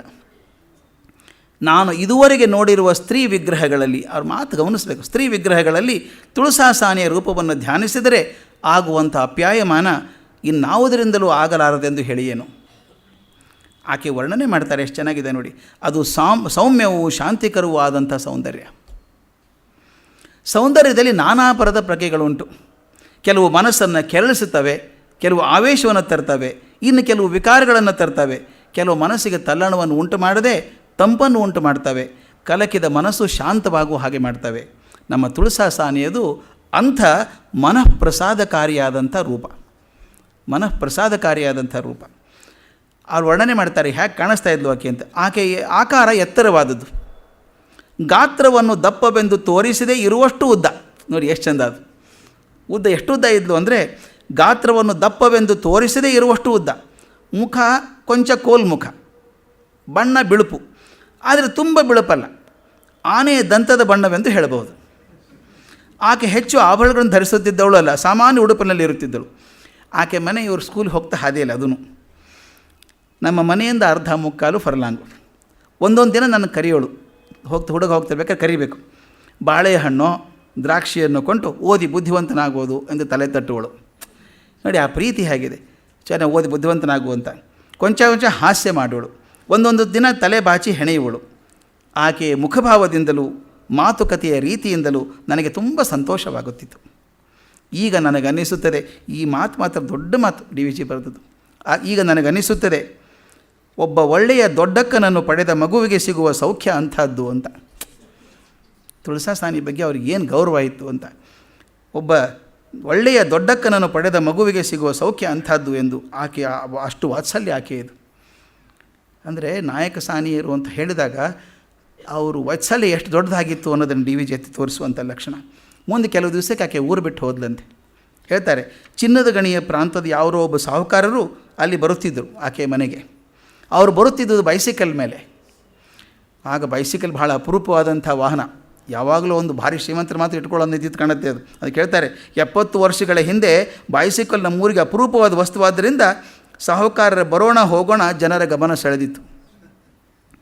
ತುಳಸಮ್ಮ ಆತನ ಆಶ್ರಯವನ್ನು ಪಡೆದು ಊರು ಬಿಟ್ಟು ಆತನ ಜೊತೆಗೆ ಹೋದಳು. ಆದರೆ ಒಬ್ಬೊಳ್ಳೆಯ ಹೆಂಗಸು ನಮ್ಮ ಊರನ್ನು ಬಿಟ್ಟಳಲ್ಲ ಎಂದು ಊರಲ್ಲಿ ಜನ ಆಡಿಕೊಂಡದ್ದು ನನಗೆ ಚೆನ್ನಾಗಿ ನೆನಪಿದೆ. ಆಕೆ ಒಳ್ಳೆಯ ಹೆಣ್ಮಗಳು ಬಿಟ್ಟು ಹೋದ್ಲಲ್ಲ ಅಂತ ಬೇಜಾರು ಮಾಡಿಕೊಂಡದ್ದು ನೆನಪಿದೆ ಅಂತ. ಇದು ನಾಯಕ ಸಾನಿಯರ ಬಗ್ಗೆ ಕೆಲವು ಪಾತ್ರಗಳನ್ನು ಹೇಳಿದಾಯಿತು. ಮುಂದೆ ಬರುವಂಥ ಪಾತ್ರ ವೀಣೆ ಶೇಷಣ್ಣವರು. ಅದ್ರ ಬಗ್ಗೆ ಶೇಷಣ್ಣವ್ರ ಬಗ್ಗೆ ಜಾಸ್ತಿ ಇಲ್ಲ, ಒಂದು ಘಟನೆ ಮಾತ್ರ ಭಾಳ ಮುಖ್ಯವಾಗಿ ಬಂದಿರೋದು, ಅದನ್ನು ಹೇಳಬೇಕು ಅಂತ. ಶೇಷಣ್ಣವ್ರ ಬಗ್ಗೆ ಹೇಳಬೇಕಾಗಿಲ್ಲ, ಎಲ್ಲರಿಗೂ ಗೊತ್ತಿರೋದೆ. ಅವರು ಸಮಕಾಲೀನರಾಗಿದ್ದ ಹಿರಿಯರಲ್ಲಿ ಕೆಲವರ ಪಕ್ಕ ನೋಟುಗಳನ್ನು ಮೈಸೂರು ವಾಸುದೇವಾಚಾರ್ಯರ ನೆನಪಿನ ಗ್ರಂಥಗಳಲ್ಲಿ ಬೇಕಾದಷ್ಟು ಬಂದಿದೆ. ಇದಕ್ಕೆ ನಾನು ಹೋದ ಸಲ ಮಾಡಿದಾಗ ಅದು ಮಾಡಿದ್ದೆ ವಾಸುದೇವಾಚಾರ್ಯರ ಬಗ್ಗೆ. ಅವ್ರದ್ದು ಆಗಿನ ಕಾಲದಲ್ಲಿ ಎಂಥ ನಿಷ್ಕಲ್ಮಶವಾದಂಥ ಪ್ರೇಮ ಇತ್ತು. ನನಗೆ ಈಗ ಅನಿಸ್ಕೊಂಡಾಗ ಅದು ಈಗೂ ಇರಬಾರ್ದೆ ಅಂತ ಅನಿಸುತ್ತೆ. ಯಾವಾಗಲೂ ಕಾಂಪಿಟೀಷನ್ ಉಂಟು. ಈಗ ಅದು ಸಂಗೀತ ಕ್ಷೇತ್ರದಲ್ಲೂ ಸಾಕಷ್ಟಿದೆ. ಇವ್ರು ಹೇಳಿದ್ದನ್ನು ಅವ್ರು ಮೆಚ್ಕೊಳ್ಳೋದಿಲ್ಲ, ಅವ್ರು ಹೇಳಿದ್ದನ್ನು ಇವ್ರು ಮೆಚ್ಕೊಳ್ಳೋದಿಲ್ಲ. ಅವ್ರಿಗೆ 4 ಕಚೇರಿ ನನ್ನ 3 ಆಯ್ತಲ್ಲ ಅಂತ ದುಃಖ ಪಡೋದು, ಅಥವಾ ಅವ್ರಿಗಿಂತ ನನಗೊಂದು ಹೆಚ್ಚಿಗೆ ಅದನ್ನು ಸಂತೋಷ ಪಡುವಂಥದ್ದು, ನನಗೆ ಜಾಸ್ತಿ ಆಯ್ತಲ್ಲ ಅಂತ. ಇದು ನೆನೆಸ್ಕೊಂಡಾಗ ಅವ್ರು ಹೇಳ್ತಾರೆ, ಎಂಥ ಶಾಸ್ತ್ರ ಸ್ಪರ್ಧೆ ಮತ್ತು ನಿಷ್ಕಲ್ಮಶವಾದ ಸ್ನೇಹ ಎಂಬುದನ್ನು ಮನಸ್ಸಿಗೆ ಭಾಸ ಮಾಡುತ್ತವೆ. ಇದು ಹೇಳಬೇಕಾದ್ರೆ ನನಗೊಂದು ಘಟನೆ ನೆನಪಾಗತ್ತೆ. ಇದಕ್ಕೆ ನಾನು ಸಾಕ್ಷಿಯಾಗಿದ್ದದ್ದು. ಧಾರವಾಡದಲ್ಲಿ ನನ್ನ ಮನೆಗೂ ಬಸವರಾಜ ರಾಜಗುರು ಅವ್ರ ಮನೆಗೂ ಒಂದೇ ಗೋಡೆ. ನಾನು ಹೈಸ್ಕೂಲಲ್ಲಿ ಓದ್ತಾ ಇರಬೇಕಾದ್ರೆ ಒಂದೇ ಗೋಡೆ. ಅವ್ರು ಬೆಳಗ್ಗೆ ಹಾಡೋದು ಕೇಳಿಸ್ತಿತ್ತು, ಎಚ್ಚರಿದ್ದರೆ. ನಮಗೆ ಎಚ್ಚರಿತಿದ್ದಿಲ್ಲ ಅವಾಗ ಹಾಡುವಾಗ, ಹುಡುಗ ಶಾಲೆಗೆ ಹೋಗ್ತಿದ್ದು ನಾನು. ಆದರೆ ಅವರು ಕಾಕ ಕಾಕ ಅಂತ ಕರೀತಾ ಇದ್ದೆ. ತುಂಬ ಚಂದ ಆಕಾರ, ಅಪರೂಪದ ವಿಗ್ರಹ ಅದು. ಕೆಂಪು ಬಣ್ಣ, ತುಟಿ ಯಾವಾಗಲೂ ಕೆಂಪು, ಎಲೆ ಅಡಿಕೆ ಹಾಕ್ಕೊಂಡು ಕೆಂಪಾಗಿರಬೇಕು. ಯಾವಾಗಲೂ ಬೆಳ್ಳಗೆ ಧೋತ್ರ, ಮೇಲೆ ಒಂದು ಅತ್ಯಂತ ಚೆನ್ನಾಗಿರುವಂಥ ಹೊಳೆಯುವಂಥ ಒಂದು ಜುಬ್ಬ ಹಾಕ್ಕೊಂಡಿರಬೇಕು, ಹೆಗಲ ಮೇಲೆ ಶಲ್ಯ ಇರಬೇಕು, ತಲೆ ಮೇಲೆ ಕಪ್ಪು ಟೋಪಿ, ಜರಿ ಟೋಪಿ ಅಂತ ಹಾಕ್ಕೋತಿದ್ರು. ಅವ್ರು ಯಾವಾಗಲೂ ಪ್ರೋಗ್ರಾಮಿಗೆ ಹೋಗೋದಾತಂದ್ರೆ ಒಂದು ಟಾಂಗ ಬರ್ತಿತ್ತು, ಜಟ್ಕ ಟಾಂಗ ಬರೋದು. ಅಲ್ಲಿ ಹಿಂದೆ ಕೂತ್ಕೋಬೇಕು. ಒಂದು ನೀರಿನ ಬಾಟ್ಲಿ ತೊಗೊಂಡು ಹೋಗೋರು, ಇದು ದೊಡ್ಡದೊಂದು ಕ್ಯಾನ್ ಥರ ಇರೋದು. ಆ ಕುಡಿಯೋ ನೀರು 2-3 ದಿವಸ ಅವ್ರಿಗೆ ಬೇಕಲ್ಲ ಅಂಥೇಳಿ ಅದಕ್ಕೆ ಕಾದಿಸಿ ಶಿಷ್ಯ ಒಬ್ಬ ಜೊತೆಗೆ ಹೋಗೋದು. ಆ ಟಾಂಗಾದಲ್ಲಿ ಕೂತ್ಕೊಂಡು ಹೋಗೋದು. ಧಾರವಾಡದಲ್ಲಿ ಸಮಾನ ಅಲ್ಲ ಅಂತ ಯಾವುದೂ ಇಲ್ಲ, ಏರಿಳಿವೆ ಎಲ್ಲನೂ. ಅದು ಮಾಳಮಡ್ಡಿ ಅಂತ ನಾವಿರುವಂಥ ಜಾಗ. ಅಲ್ಲಿಂದ ಪೂರ್ತಿ ಇಳಿಜಾರು ರಸ್ತೆ. ಹೀಗೆ ಅವ್ರು ಟಾಂಗಾದಲ್ಲಿ ಕೂತ್ಕೊಂಡು ಹೊರಟ ತಕ್ಷಣ ನಾವು ಹಿಂದಿಂದ ಓಡ್ಬೇಕು. ನಾವು ಹುಡುಗರು ಕಲ್ಪನೆ ಮಾಡ್ಕೊಳ್ಳಿ, ಟಾಂಗಾದ ಹಿಂದೆ ಓಡ್ಕೊಂಡು ಹೋಗೋದು. ಕಾಕ ಯಾವ ಊರಿಗೆ ಹೋಗ್ತಿ ಅಂತ ಕೇಳೋದು. ಯಾವುದೋ ಊರು ಹೇಳೋರು ಅವರು, ನಮಗೆ ಅದು ಊರು ಗೊತ್ತಿಲ್ಲ, ಕೇಳೋ ಪದ್ಧತಿ ಅವ್ರು ಹೇಳೋ ಪದ್ಧತಿ. ಬರ್ಬೇಕಾದ್ರೆ ಏನು ತರ್ತಿ ಅಂತ ಕೇಳೋದು. ಸಿಕ್ಕದ್ದು ತೊಗೊಂಬರ್ತೀನಿ ಅನ್ನೋರು. ಬರ್ಬೇಕಾದ್ರೆ ತೊಗೊಂಬರೋರು, ಅದು ಯಾವುದೋ ಒಂದು ಸಾಮಾನು ಸಿಗಬೇಕು, ಅದೊಂದು ಸ್ವೀಟ್ ಕೊಡಬೇಕು, ಕೊಡೋರು. ಅದೊಂಥರ ಹುಡುಗರ ಥರ ಹಚ್ಕೊಂಡ್ಬಿಟ್ಟಿದ್ವಿ ನಾವು. ಆ ಸಲಿಗೆ ಹಾಗೆ ಉಳ್ಕೊಂಡಿತ್ತು. ಮುಂದೆ ನಾನು ಕಾಲೇಜ್ ಮಾಡುವಾಗ ಒಂದು ದಿವಸ ಅವ್ರ ಮನೆಗೆ ಕೂತ್ಕೊಂಡಾಗ, ರಾಜಗುರು ಅವ್ರ ಮನೇಲಿ ಕೂತ್ಕೊಂಡಾಗ ಆರ್ ಜಿ ಕುಲಕರ್ಣಿ ವಿಮರ್ಶಕರು ಅವ್ರು ಬಂದರು. ಬಂದು ಮಾತಾಡ್ತಾ ಕೇಳಿದರು, ಏನು ರಾಜ್ಗುರು ಅವರೇ ನೀವು ಎಲ್ಲಿ ಪ್ರೋಗ್ರಾಮಿಗೆ ಹೋದರೂ ಕೂಡ 2-3 ದಿವಸ ಹೋದರೆ ನೀರು ತೊಗೊಂಡು ಹೋಗ್ತೀರಪ್ಪ, ಕುಡಿಯೋ ನೀರು. ಅದು ಯಾಕೆ ಅಷ್ಟು ನೀರು ತೊಗೊಂಡು ಹೋಗ್ತೀರಿ? ಆ ಭೀಮಸೇನ್ ಜೋಶಿ ನೋಡ್ರಿ, ರಸ್ತೆ ಪಕ್ಕ ಕರೆದು ಬೋಂಡ ತಿಂದು ಹಾಡ್ತಾನೆ. ಅವ್ರಲ್ಲ ಏಕವಚನ ಮಾತಾಡೋ ಸ್ನೇಹಿತರವ್ರಲ್ಲ. ಆ ಬೋಂಡ ತಿಂದು ಹಾಡ್ತಾನೆ ಅವನು, ನೀವು ಯಾಕೆ ಇಷ್ಟು ಕಾಳಜಿ ಮಾಡ್ತೀರಿ ಅಂದಾಗ ಮತ್ತೊಬ್ಬ ಕಲಾವಿದನ ಬಗ್ಗೆ ಮಾತಾಡಿದ್ದು. ಅದ್ರ ಮನಸ್ಸು ಎಷ್ಟು ನಿರ್ಮಲವಾಗಿತ್ತು ರಾಜ್ಗುರು ಅವ್ರದ್ದು ಅಂದರೆ ಎಷ್ಟು ಚೆನ್ನಾಗಿ ಹೇಳಿದರು. ಆ ಭೀಮ್ಯಾನ್ ಧ್ವನಿ ದೇವರು ಕೊಟ್ಟಿದ್ರಪ್ಪ, ಅವನು ಏನು ಮಾಡಿದ್ರು ನಡೀತಿದೆ, ನಾನು ಹೊಟ್ಟೆ ಪಾಡಿಗೆ ಮಾಡ್ಕೊಂಡದ್ದು ಕಾಪಾಡ್ಕೋಬೇಕಲ್ಲ. ಎಂಥ ಒಳ್ಳೆ ಮಾತು. ಆ ಭೀಮ್ಯಾನ್ ಧ್ವನಿ ದೇವರು ಕೊಟ್ಟದ್ದು, ಹೆಂಗೆ ಹಾಡಿದ್ರು ನಡೀತದೆ, ನಂದು ಹೊಟ್ಟೆ ಪಾಡಿಗೆ ಮಾಡ್ಕೊಂಡದ್ದು ಕಾಪಾಡ್ಕೋಬೇಕಲ್ಲ. ಅಂದರೆ ಅವ್ರ ಬಗ್ಗೆ ಒಂದು ಚೂರು ಇಲ್ಲ, ಆತ ಅದ್ಭುತವಾದ ಗಾಯಕ ಅಂತ ಒಪ್ಕೊಳ್ಳೋದು. ಆ ಪ್ರೀತಿ ಹಾಗಿರುವಂಥದ್ದು ನನಗನ್ಸುತ್ತೆ. ಆ ಮಾತು ಹೇಳ್ತಾರೆ, ನಿಷ್ಕಲ್ಮಶವಾದಂಥ ಪ್ರೀತಿ ಹೇಗಿತ್ತು ಆಗಿನ ಕಾಲದಲ್ಲಿ ಅಂತ. ಶೇಷಣ್ಣವರು ಆ ಸಂಪ್ರದಾಯದಲ್ಲಿ ಇದ್ದವರು. ಆ ಮಾತನ್ನು ಹೇಳಬೇಕು, ಆ ಸಂಪ್ರದಾಯದಿದ್ದವರು. ಮನೆಗೆ ಬಂದ ವಿದ್ವಾಂಸರನ್ನು ಎಂದೂ ಬರಿಗೆಯಿಂದ ಕಳಿಸ್ತಿರಲಿಲ್ಲ ಅಂತ, ಕೊಟ್ಟೇ ಕಳಿಸ್ಬೇಕು. ಏನಿಲ್ಲದೆ ಹೋದ್ರು ಹೇಳ್ತಾರೆ, ಕಡ ತಂದಾದರೂ ಶೇಷಣ್ಣನವರು ವಿದ್ವಾಂಸರಿಗೆ ಬಹುಮಾನ ಕೊಡುತ್ತಿದ್ದರು. ಸಾಲ ತಂದಾದರೂ ಕೊಡಬೇಕು. ರಾಮೋತ್ಸವ ಅಷ್ಟೇ ಅಲ್ಲ, ಇಡೀ ವರ್ಷದುದ್ದಕ್ಕೂ ಅವ್ರ ಮನೆಯಲ್ಲಿ ಕಾರ್ಯಕ್ರಮ ಆಗ್ತಾನೇ ಇತ್ತಂತೆ. ಅದಕ್ಕೆ ಡಿ ವಿ ಜಿ ಹೇಳ್ತಾರೆ, ಅವರ ಮನೆಯ ಗೋಡೆಗಳು ರಬ್ಬರಿನ ಹಾಗೆ ಹಿಗ್ಗು ಹಾಗಿದ್ದರೆ ಎಷ್ಟು ಚೆನ್ನಾಗಿರುತ್ತಿತ್ತು ಅಂತ. ಜನ ಹುಡುಗರು ಆಗಿನ ಕಾಲದಲ್ಲಿ ಕಾಲೇಜ್ ಹುಡುಗರು ಕೂತ್ಕೊಂಡ್ಬಿಡೋಕಂತ ಹೇಳಿ ಕೂತ್ಕೊಳ್ಳೋದು, ಆ ಕಡೆ ಸರಿ ಈ ಕಡೆ ಸರಿ ಅಂತ ಇಕ್ಕಟ್ಟಾಗಿ ಕೂತ್ಕೊಂಡು ಪ್ರೋಗ್ರಾಮ್ ಕೇಳಬೇಕು. ಆವಾಗ ರಬ್ಬರ್ನ ಹಾಗೆ ಹಿಗ್ಗು ಹಾಗಿದ್ರೆ ಎಷ್ಟು ಚೆನ್ನಾಗಿರ್ತಿತ್ತು ಅನ್ನಿಸ್ತಾ ಇತ್ತಂತೆ. ಶೇಷಣ್ಣನವರಿಗೆ ವಿದ್ಯಾರ್ಥಿಗಳ ಮೇಲೆ ಬಲು ಪ್ರೀತಿ. ಅದಕ್ಕೆ ಯಾವುದೇ ಕಾಲೇಜ್ ಆಗಲಿ ಹಾಸ್ಟೆಲ್ ಆಗಲಿ ಬಂದು ಹಾಡಬೇಕು ಅಂದರೆ ಬರ್ತೀನಿ ನಡಿ ಅಂತ ಹುಡುಗರಿಗೆ ಹಾಡೋಕ್ಕೆ ಹೋಗೋರಂತೆ. ಸಣ್ಣ ಸಣ್ಣ ಕಾಲೇಜ್ಗಳಲ್ಲಿ ಸ್ಕೂಲ್ಗಳಲ್ಲಿ ಹಾಸ್ಟೆಲ್ಗಳಲ್ಲಿ ಹೋಗಿ ಹಾಡ್ತಿದ್ರಂತೆ. ಅದು ಬರೆದಾರೆ, ಮಹಾರಾಜ ಕಾಲೇಜಿನಲ್ಲಾಗಲಿ ಹಾಸ್ಟೆಲ್ನಲ್ಲಾಗಲಿ ವಾರ್ಷಿಕೋತ್ಸವ ಗಣೇಶೋತ್ಸವಗಳು ನಡೆದಾಗ ಶೇಷಣ್ಣವರು ಕರೆದರೆ ಅವರು ತಮಗೊಂದು ದೊಡ್ಡ ಯೋಗವೆಂದು ಭಾವಿಸಿ ಬಂದು 3 ಗಂಟೆಗಳ ಕಾಲ ಕಾರ್ಯಕ್ರಮ ನಡೆಸಿಕೊಡುತ್ತಿದ್ದರು. ಒಂದು ಸಾರಿ ಯಾವುದೋ ಸಮಾರಂಭದಲ್ಲಿ ಎಂದಕ್ಕೂ ಪೆದ್ದಲ ಎಂಬ ತ್ಯಾಗರಾಜರ ಕೀರ್ತನೆಯನ್ನು ಸುಮಾರು 1 ಗಂಟೆ ಕಾಲ ವಿಸ್ತಾರ ಮಾಡಿ ನುಡಿಸಿದ್ದು ಸಭಿಕರು ಪರವಶರಾಗಿ ಚಿತ್ರದ ಪ್ರತಿಮೆಗಳ ಥರ ಕೂತಿದ್ರಂತೆ. ಅದನ್ನು ಬಿಡಾರಾಮ್ ಕೃಷ್ಣಪ್ಪನವರು ಚಿಕ್ಕರಾಮರಾಯರು ಹೇಳಿದ್ರಂತೆ, ಅಂದಿನ ಶಂಕರಾಭರಣವನ್ನು ನಾವು ಹಿಂದೆಂದೂ ಕೇಳಿರಲಿಲ್ಲ, ಇನ್ನಾರಿಗೂ ಅಸಾಧ್ಯ ಅಂತ ಹೇಳಿದ್ದು. ಹುಡುಗರ ಮುಂದೆ ಹಾಡಿದಂಥ ಕಾರ್ಯಕ್ರಮ. ಅಂಥ ಅದ್ಭುತ ಕಲಾವಿದರೆಲ್ಲರೂ. ಆಗ ಒಂದು ಘಟನೆ ಆದದ್ದನ್ನು ಬರೀತಾರೆ, ತುಂಬ ಚೆನ್ನಾಗಿರೋ ಘಟನೆ. ಅಂದರೆ ಡಿ ವಿ ಜಿ ಬರೀ ಸಂಗೀತಗಾರನ ಮಾತ್ರ ಹೇಳ್ತಾರೆ ಅವ್ರ ನೆನಪಿನಲ್ಲಿ ಅಂತಲ್ಲ, ಸಂಗೀತ ಶತ್ರುಗಳನ್ನು ನೆನೆಸ್ಕೋತಾರೆ. ಇಲ್ಲೊಂದು ಘಟನೆ 23-24 ಸಂದರ್ಭದಲ್ಲಿ 1923-24ರಲ್ಲಿ ಮೈಸೂರಿನ ವಸಂತ ಮಹಲ್ ಅರಮನೆಯಲ್ಲಿ ಒಂದು ರಾತ್ರಿ ಶೇಷಣ್ಣವರ ಕಚೇರಿ ನಡೆದಿತ್ತು. ರೈಟ್ ಆನರಬಲ್ ಶ್ರೀನಿವಾಸ ಶಾಸ್ತ್ರಿಯವರ ಸಂತೋಷಕ್ಕಾಗಿ ನಡೆದಂಥ ಕಾರ್ಯಕ್ರಮ. ಶ್ರೀನಿವಾಸ ಶಾಸ್ತ್ರಿ ಕೂತಿದ್ದಾರೆ, ಎಲ್ಲರೂ ಕೂತಿದ್ದಾರೆ, ಡಿ ವಿ ಜಿ ಇದ್ದರಂತೆ. ಶೇಷಣ್ಣವರು ಹಾಡಿದರು. ತುಂಬ ಚೆನ್ನಾಗಿ ವರ್ಣ ನುಡಿಸಿದ ಮೇಲೆ ಯಾವ ರಾಗ ನುಡಿಸೋಣ ಅಂತ ಡಿ ವಿ ಜಿನ ಕೇಳಿದ್ರಂತೆ, ಯಾವ ರಾಗ ನುಡಿಸೋಣ ಅಂತ. ಇವರು ತಕ್ಷಣ ಸಾವೇರಿ ಅಂದ್ರಂತೆ. ಯಾಕಂದರೆ ಸಾವೇರಿ ರಾಗ ರೈಟ್ ಆನರಬಲ್ ಶ್ರೀನಿವಾಸ ಶಾಸ್ತ್ರಿ ತುಂಬ ಪ್ರಿಯವಾದದ್ದು ಅಂತ ಇವ್ರಿಗೆ ಗೊತ್ತಿದೆ. ಅದರಿಂದ ಆಗಲಿ ಅಂತ ಹೇಳಿ ಆಲಾಪನೆ ಮಾಡಿ ಕೀರ್ತನೆ ನುಡಿಸುವ ಹೊತ್ತಿಗೆ ರಾತ್ರಿ 9:45 ಗಂಟೆ ಆಗಿತ್ತು. ಆಮೇಲೆ ಮತ್ತೆ ಅದು ಮುಗಿದ ತಕ್ಷಣ ಮತ್ತೆ ಇವ್ರ ಕಡೆ ನೋಡಿ ಪ್ರಶ್ನೆ ಮಾಡುವಂತೆ ಮುಖ ಸೂಚನೆ ಮಾಡಿದರು, ಮುಂದೇನು ಅಂತ ಸೂಚನೆ ಮಾಡಿದ್ರಂತೆ ಡಿ ವಿ ಜಿಗೆ. ಇವ್ರು ತಕ್ಷಣ ಮಾಕೇಲ್ ರಾ ವಿಚಾರಮು ಅಂದ್ರಂತೆ. ಅಂದ ತಕ್ಷಣ ಇವ್ರು ಮತ್ತೆ ಹಾಡೋಕ್ಕೆ ಶುರು ಮಾಡಿದ್ರು. ಬಿಡಾರಾಮ್ ಕೃಷ್ಣಪ್ಪನವರು ಇವ್ರ ಕಡೆ ನೋಡಿ ಹೇಳಿದಂತೆ, ಬಹು ಸರಿಯಾಗಿದೆ, ಮಹಾಪ್ರಭುಗಳು ಅನ್ನ ಬಟ್ಟೆ ಕೊಡ್ತಾರೆ. ಇವರಿಗೆ ತಮಾಷೆ ಅದು, ಡಿ ವಿ ಜಿ ಅವರಿಗೆ, ಮಹಾಪ್ರಭುಗಳು ಅನ್ನ ಬಟ್ಟೆ ಕೊಡ್ತಾರೆ, ನಮ್ಗೆ ಬೇರೆ ಯಾಕೆ ವಿಚಾರ, ಅವ್ರು ಹೇಳಿದ್ದನ್ನು ಹಾಡ್ಕೊಂಡಿರೋಣ ಅಂದ್ರಂತೆ. ಹಾಡೋಕ್ಕೆ ಶುರು ಮಾಡಿದರು. ಆಗ ನಡೆಯಿತು ಒಂದು ಸ್ವಾರಸ್ಯದ ಪ್ರಸಂಗ. ಇದು ಭಾಳ ಚೆನ್ನಾಗಿರೋ ಪ್ರಸಂಗ, ನಾನಂತೂ ನಕ್ಕು ಸಾಕಾಗಿ ಹೋಯ್ತಿದ್ದು ನೋಡಿ. ಸ್ವಾರಸ್ಯದ ಪ್ರಸಂಗ ಏನಾಯಿತು ಅಂದರೆ, ಅರಮನೆಯ ಪರವಾಗಿ ಒಬ್ಬ ದೊಡ್ಡ ಅಧಿಕಾರಸ್ಥರು ಬಂದು ಕೂತಿದ್ರಲ್ಲಿ. ದೊಡ್ಡ ಅಧಿಕಾರದಲ್ಲಿದ್ದವರು ಅವರು ಮಾಕೇಲರ ವಿಚಾರಮ ಮುಗಿದ ಕೂಡಲೇ ತಮ್ಮ ಸ್ಥಳದಿಂದ ಎದ್ದರು, ಪಕ್ಕದ ಕೊಠಡಿಯೊಳಗೆ ಹೋದರು. ಇಲ್ಲಿ ಡಿ ವಿ ಜಿ ಇಲ್ಲಿ ಕೂತಿದ್ದಾರೆ, ಕೊಠಡಿಗೆ ಹೋದಾಗ ಕಾಣಿಸುತ್ತೆ ಇವರಿಗೆ. ಅವ್ರನ್ನ ನಿಂತು ಬಾಗಿಲು ನಿಂತು ನನ್ನ ಕೈ ಸನ್ನೆ ಮಾಡಿದರು, ಬಾಬಾ ಅಂತ. ನಾನು ಎದ್ದು ಹೋದ ಮೇಲೆ ನನ್ನನ್ನು ಕೊಠಡಿ ಒಳಗಿಂದ ಇನ್ನೊಂದು ಕೊಠಡಿಗೆ ಕರೆದುಕೊಂಡು ಹೋಗಿ ಏಕಾಂತದಲ್ಲಿ ತಮಿಳಿನಲ್ಲಿ ಹೀಗೆಂದರು. ತಮಿಳರಂಥದ್ದನ್ನು ಕನ್ನಡದಲ್ಲಿ ಬರೀತಾರೆ, ಎನ್ನ ಬೋಯ್ ಬೈದ್ರಂತೆ. ಅವರು ಕೇಳುತ್ತಲೇ ಇದ್ದಾರೆ, ನೀನು ಹೊಸದು ಹೇಳುತ್ತಲೇ ಇದೆಯಾ. ಅವರು ಕೇಳುತ್ತಲೇ ಇದ್ದಾರೆ, ನೀನು ಹೊಸದು ಹೇಳುತ್ತಲೇ ಇದ್ದಿ, ಇದು ಮುಗಿಯೋದು ಯಾವಾಗ, ಈಗ ರಾತ್ರಿ 10 ಗಂಟೆ ಆಯ್ತಲ್ಲ ಅಂದ್ರೆ ಅಧಿಕಾರಿಗಳು. ಅದಕ್ಕೆ ಇವರು ಸಂಗೀತ ಕೇಳೋರಿಗೆ 10 ಗಂಟೆ ಏನು ಹೆಚ್ಚು ಹೊತ್ತಲ್ಲ ಸ್ವಾಮಿ, ನಮಗೆ ಇಂಥ ಸಂಗೀತ ಯಾವ ಕಾಲಕ್ಕೆ ಸಿಗಬೇಕು, ಈಗ ದೊರೆತಿದೆ. ಶೇಷಣ್ಣವರು ಒಳ್ಳೆ ಮೂಡಲ್ಲಿದ್ದಾರೆ, ಮನೋಧರ್ಮದಲ್ಲಿದ್ದಾರೆ. ಅವರಾಗೇ ಉತ್ಸಾಹದಿಂದ ನಿಮಗೆ ಏನು ಬೇಕು ಅಂತ ಕೇಳಿದಾಗ ಬೇಕೆನಿಸಿದ್ದನ್ನು ಕೇಳದೆ ಹೋದರೆ ನಮಗೆ ತಾನೇ ನಷ್ಟ, ಕೇಳಬೇಕು ಅಂದ್ರಂತಿವರು ಅಧಿಕಾರಸ್ಥರು. ಹಾಗಾದರೆ ನಿಮಗೊಂದು ಸಂಗತಿ ಹೇಳ್ತೇನೆ, ಅದನ್ನು ನೀನು ಯಾರೊಂದಿಗೂ ಹೇಳಬಾರ್ದು. ಹೇಳೋದಿಲ್ಲ ಅಂತ ಮಾತು ಕೊಟ್ಟರೆ ಮಾತ್ರ ಹೇಳ್ತೀನಿ ಅಂದ್ರಂತೆ. ಸ್ವಾರಸ್ಯಕರವಾದ ಸಂಗತಿ ಅಂದ್ರಂತೆ. ಇವರು ಆಗಬಹುದು ಅಂತ ಅವ್ರ ಕೈ ಮೇಲೆ ಕೈ ಹಾಕಿದರು. ಪ್ರಮಾಣ ಬೇರೆ, ಯಾರ ಮುಂದೆ ಹೇಳೋದಿಲ್ಲ ಅಂತ. ಅವ್ರು ಹೇಳಿದರು, ಅವ್ರು ಹೇಳಿದ್ದನ್ನು ಹೇಳ್ತೀನಿ. ಎಷ್ಟು ಚೆಂದ ಮಾತಿದೆ ಅದು. ಆ ಅಧಿಕಾರಿ ಮದ್ರಾಸಲ್ಲಿ ಲಾ ಕಾಲೇಜಲ್ಲಿ ಕಲಿತಾ ಇದ್ರಂತೆ. ಓದುವಾಗ ಪಾರ್ಥಸಾರಥಿ ಸ್ವಾಮಿ ಸಭೆಯಲ್ಲಿ ಒಂದು ಸಂಗೀತ ಕಚೇರಿ ನಡೆಯಿತು. ಅದು ಶರಭಶಾಸ್ತ್ರಿಗಳೆಂಬವರು ಯಾರೋ ಇದ್ದರಲ್ಲ, ಕೊಳ್ಳಲ್ಲಿ ನುಡಿಸೋರು, ಅವ್ರ ಕಚೇರಿ. ಅವ್ರು ಹೇಳಿದ್ದಿದ್ದು. ಅವರಾಗೆ ಮಹಾಪ್ರಸಿದ್ಧರಾಗಿದ್ದರು. ನನಗೆ ಮದ್ರಾಸ್ನಲ್ಲಿ ತಿಳಿದಿದ್ದು ಎಲ್ಲರೂ ಉತ್ಸಾಹದಿಂದಿದ್ದರು, ಅವ್ರ ಕಾರ್ಯಕ್ರಮ ಅಂಥೇಳಿ. ಶರಭಶಾಸ್ತ್ರ ಕಚೇರಿಗೆ ಹೋಗಬೇಕು ಎಂದು ಅವ್ರು ಪಡುತ್ತಿದ್ದ ಆತರವನ್ನು ನೋಡಿ ನಾನು ಒಂದು ಟಿಕೆಟ್ ತೆಗೆದುಕೊಂಡು ಅಲ್ಲಿ ಹೋದೆ. ಹೋಗಿ ಮುಂದೆ ಕೂತ್ಕೊಂಡ್ರಂತೆ. ಸಭಾಮಂದಿರ ಕಿಕ್ಕಿರಿದು ನಿಂತಿತು. ನಾನು ಕೆಲವು ಮಂದಿ ವಿದ್ಯಾರ್ಥಿಗಳು ಗೊತ್ತಾಗಿದ್ದ ವೇಳೆಗೆ ಅರ್ಧ ಗಂಟೆ ಮುಂಚೆಯೇ ಹೋಗಿ ಮುಂದಿನ ಸಾಲಿನಲ್ಲಿ ಕುಳಿತುಕೊಂಡೆವು.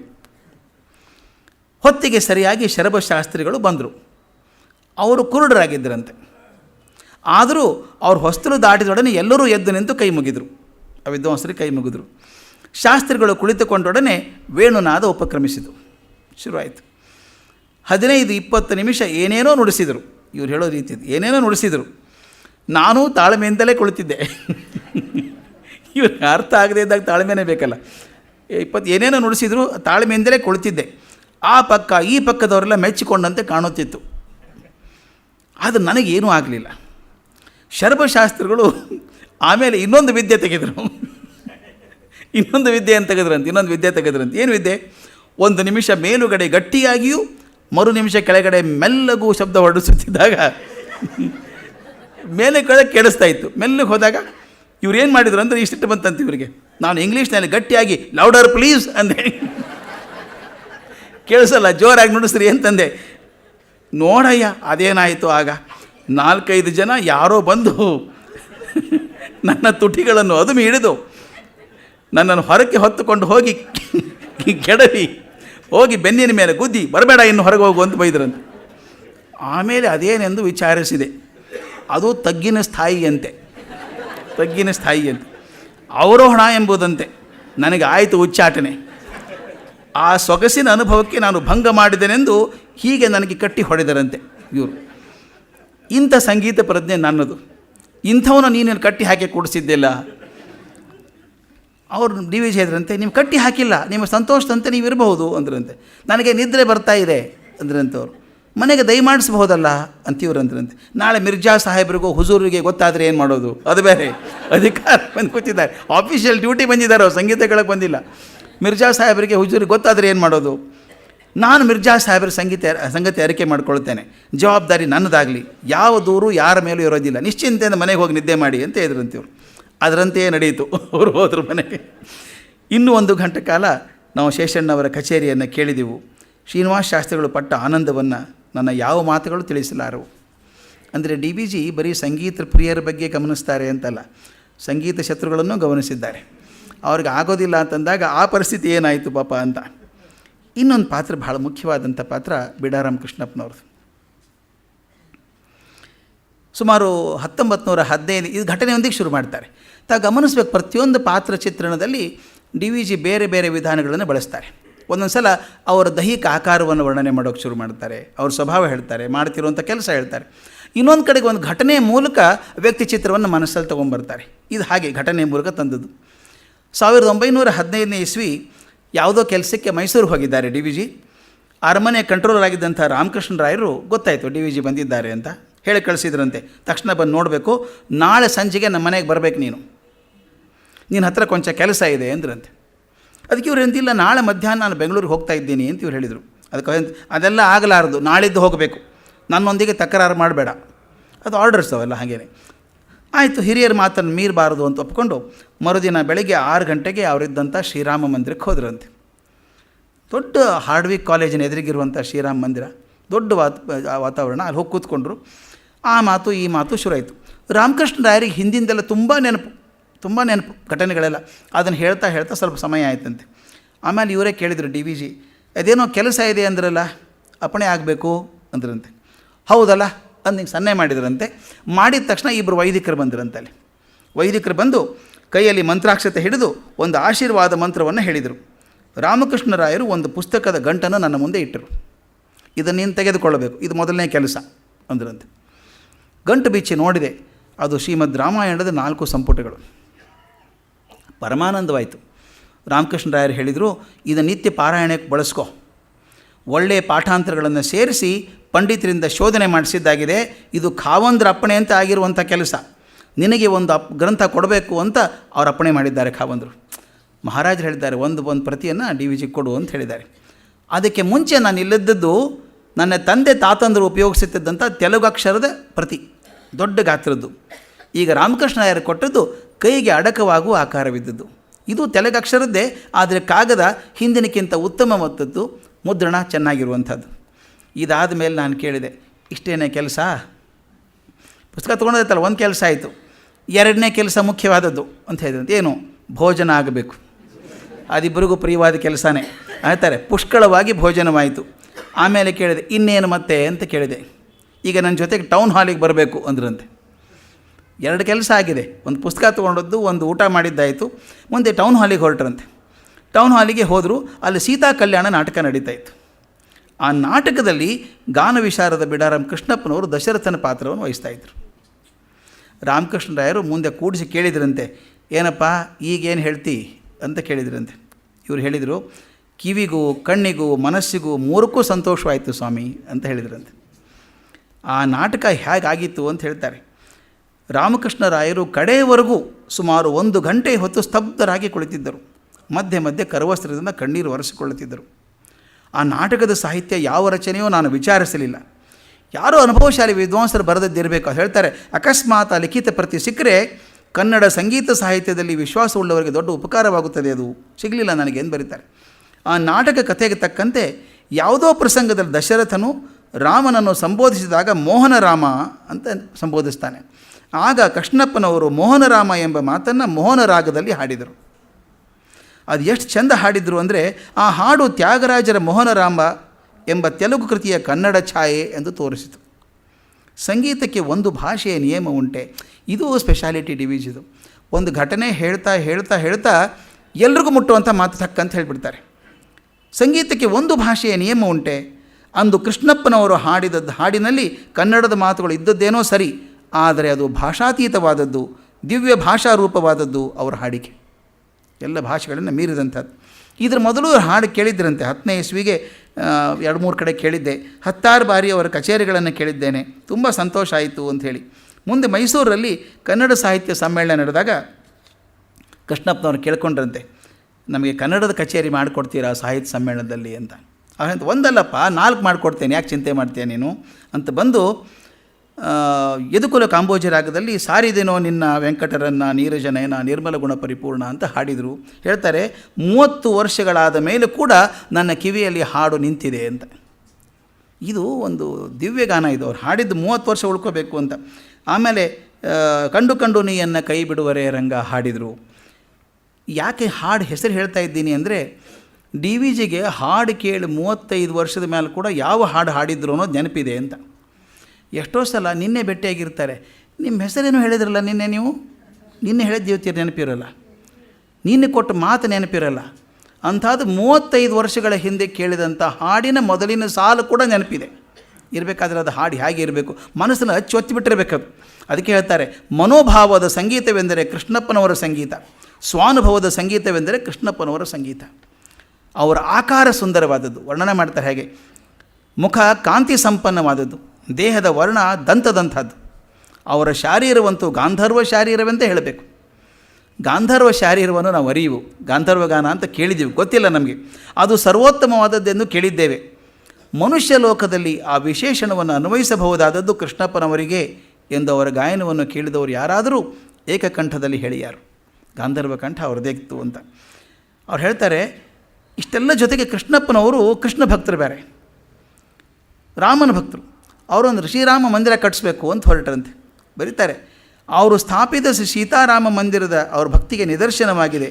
ಆ ಕಟ್ಟಡ ಕಟ್ಟಬೇಕಾದ್ರೆ ಎಷ್ಟು ಒದ್ದಾಡಿಬಿಟ್ರು ಪಾಪ ಅವರು ಅಂತ DVG ಹೇಳ್ತಾ ಇರೋದನ್ನು. ಎಷ್ಟು ಕಡೆ ತಿರುಗಿದ್ರು, ಎಷ್ಟು ಜನ ಅನುಸರಿಸಿದರು, ಎಷ್ಟು ಮಂದಿನ ಬೇಡ್ಕೊಂಡ್ರು, ಕೊಡಿ ದೇವಸ್ಥಾನ ಕಟ್ತೀವಿ ಅಂತ. ಅದು ಬರೆದಿದ್ದಾರೆ. ಒಂದು ಸಾರಿ ಮೈಸೂರಿನಲ್ಲಿ ಪ್ರಜಾಪ್ರತಿನಿಧಿ ಸಭೆ ನಡೆಯುತ್ತಿದ್ದಾಗ ಸಭಿಕರ ಬಿಡಾರಕ್ಕೆ ಬಂದು ಕೃಷ್ಣಪ್ಪನವರು ಅವರನ್ನು ಉದ್ದೇಶಿಸಿ ಹುಡುಕಾಡಿದ್ದನ್ನು ನಾನು ಕಂಡಿದ್ದೇನೆ. ಅದು ಧನ ಸಹಾಯ ಮಾಡಬೇಕು ಆ ದೇವಸ್ಥಾನಕ್ಕೋಸ್ಕರ.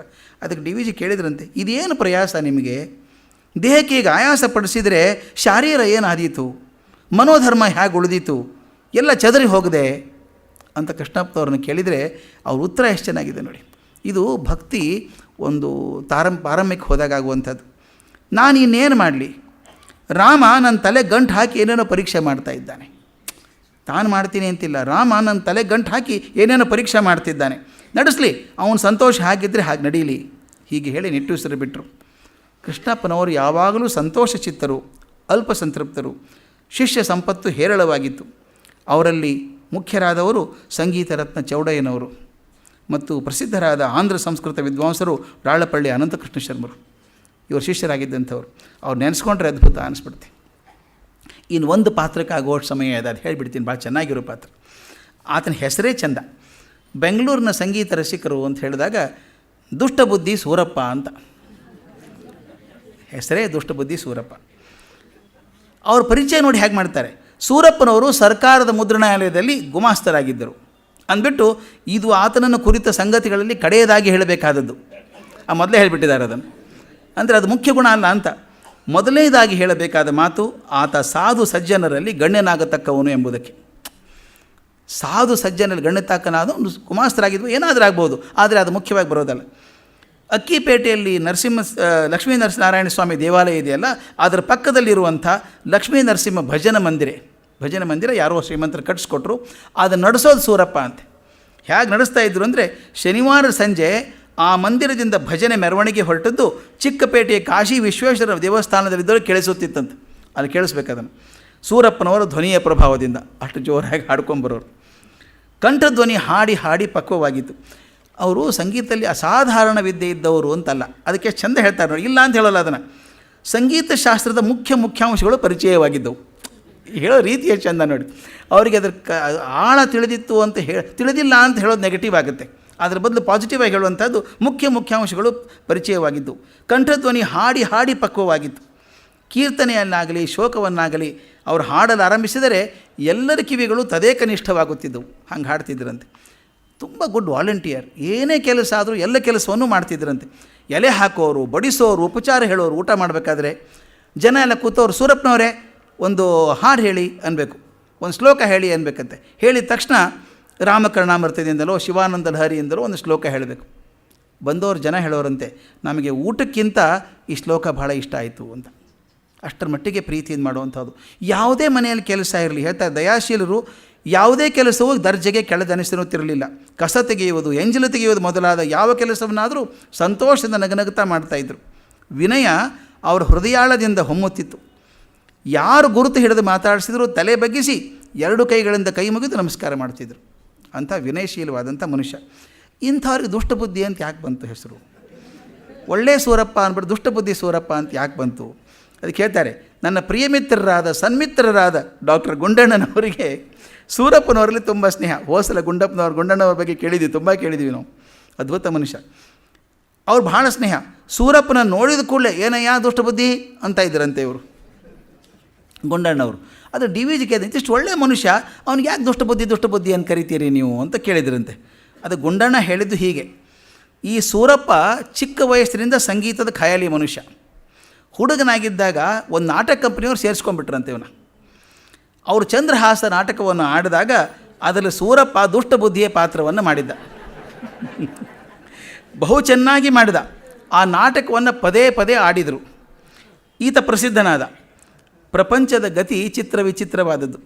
ಯಾವ ವಿಷಯದಲ್ಲಿಯೂ ದುಷ್ಟನಲ್ಲದ ಸೂರಪ್ಪನ ಹಣೆಗೆ ದುಷ್ಟಬುದ್ಧಿಯ ಪಟ್ಟ ನೆಟ್ಟಿತು ಆ ಪಾತ್ರ ಮಾಡಿದ್ದಕ್ಕೆ. ಇವತ್ತಿಗೂ ಹಾಗಾಗಿಲ್ವ ಸ್ವಾಮಿ? ನಮ್ಮ ಜೀವನದಲ್ಲಿ ನೋಡ್ತಾ ಇದ್ದರೆ, ನಮ್ಮ ದೇಶದಲ್ಲಿ ನಮ್ಮ ರಾಜ್ಯಕ್ಕೆ ಯಾರೇ ಮುಖ್ಯಮಂತ್ರಿ ಬರಲಿ, ಯಾರೇ ಮುಖ್ಯಮಂತ್ರಿ ಹೋಗಲಿ, ಚಂದ್ರನೇ ಮುಖ್ಯಮಂತ್ರಿ ಅಲ್ವಾ?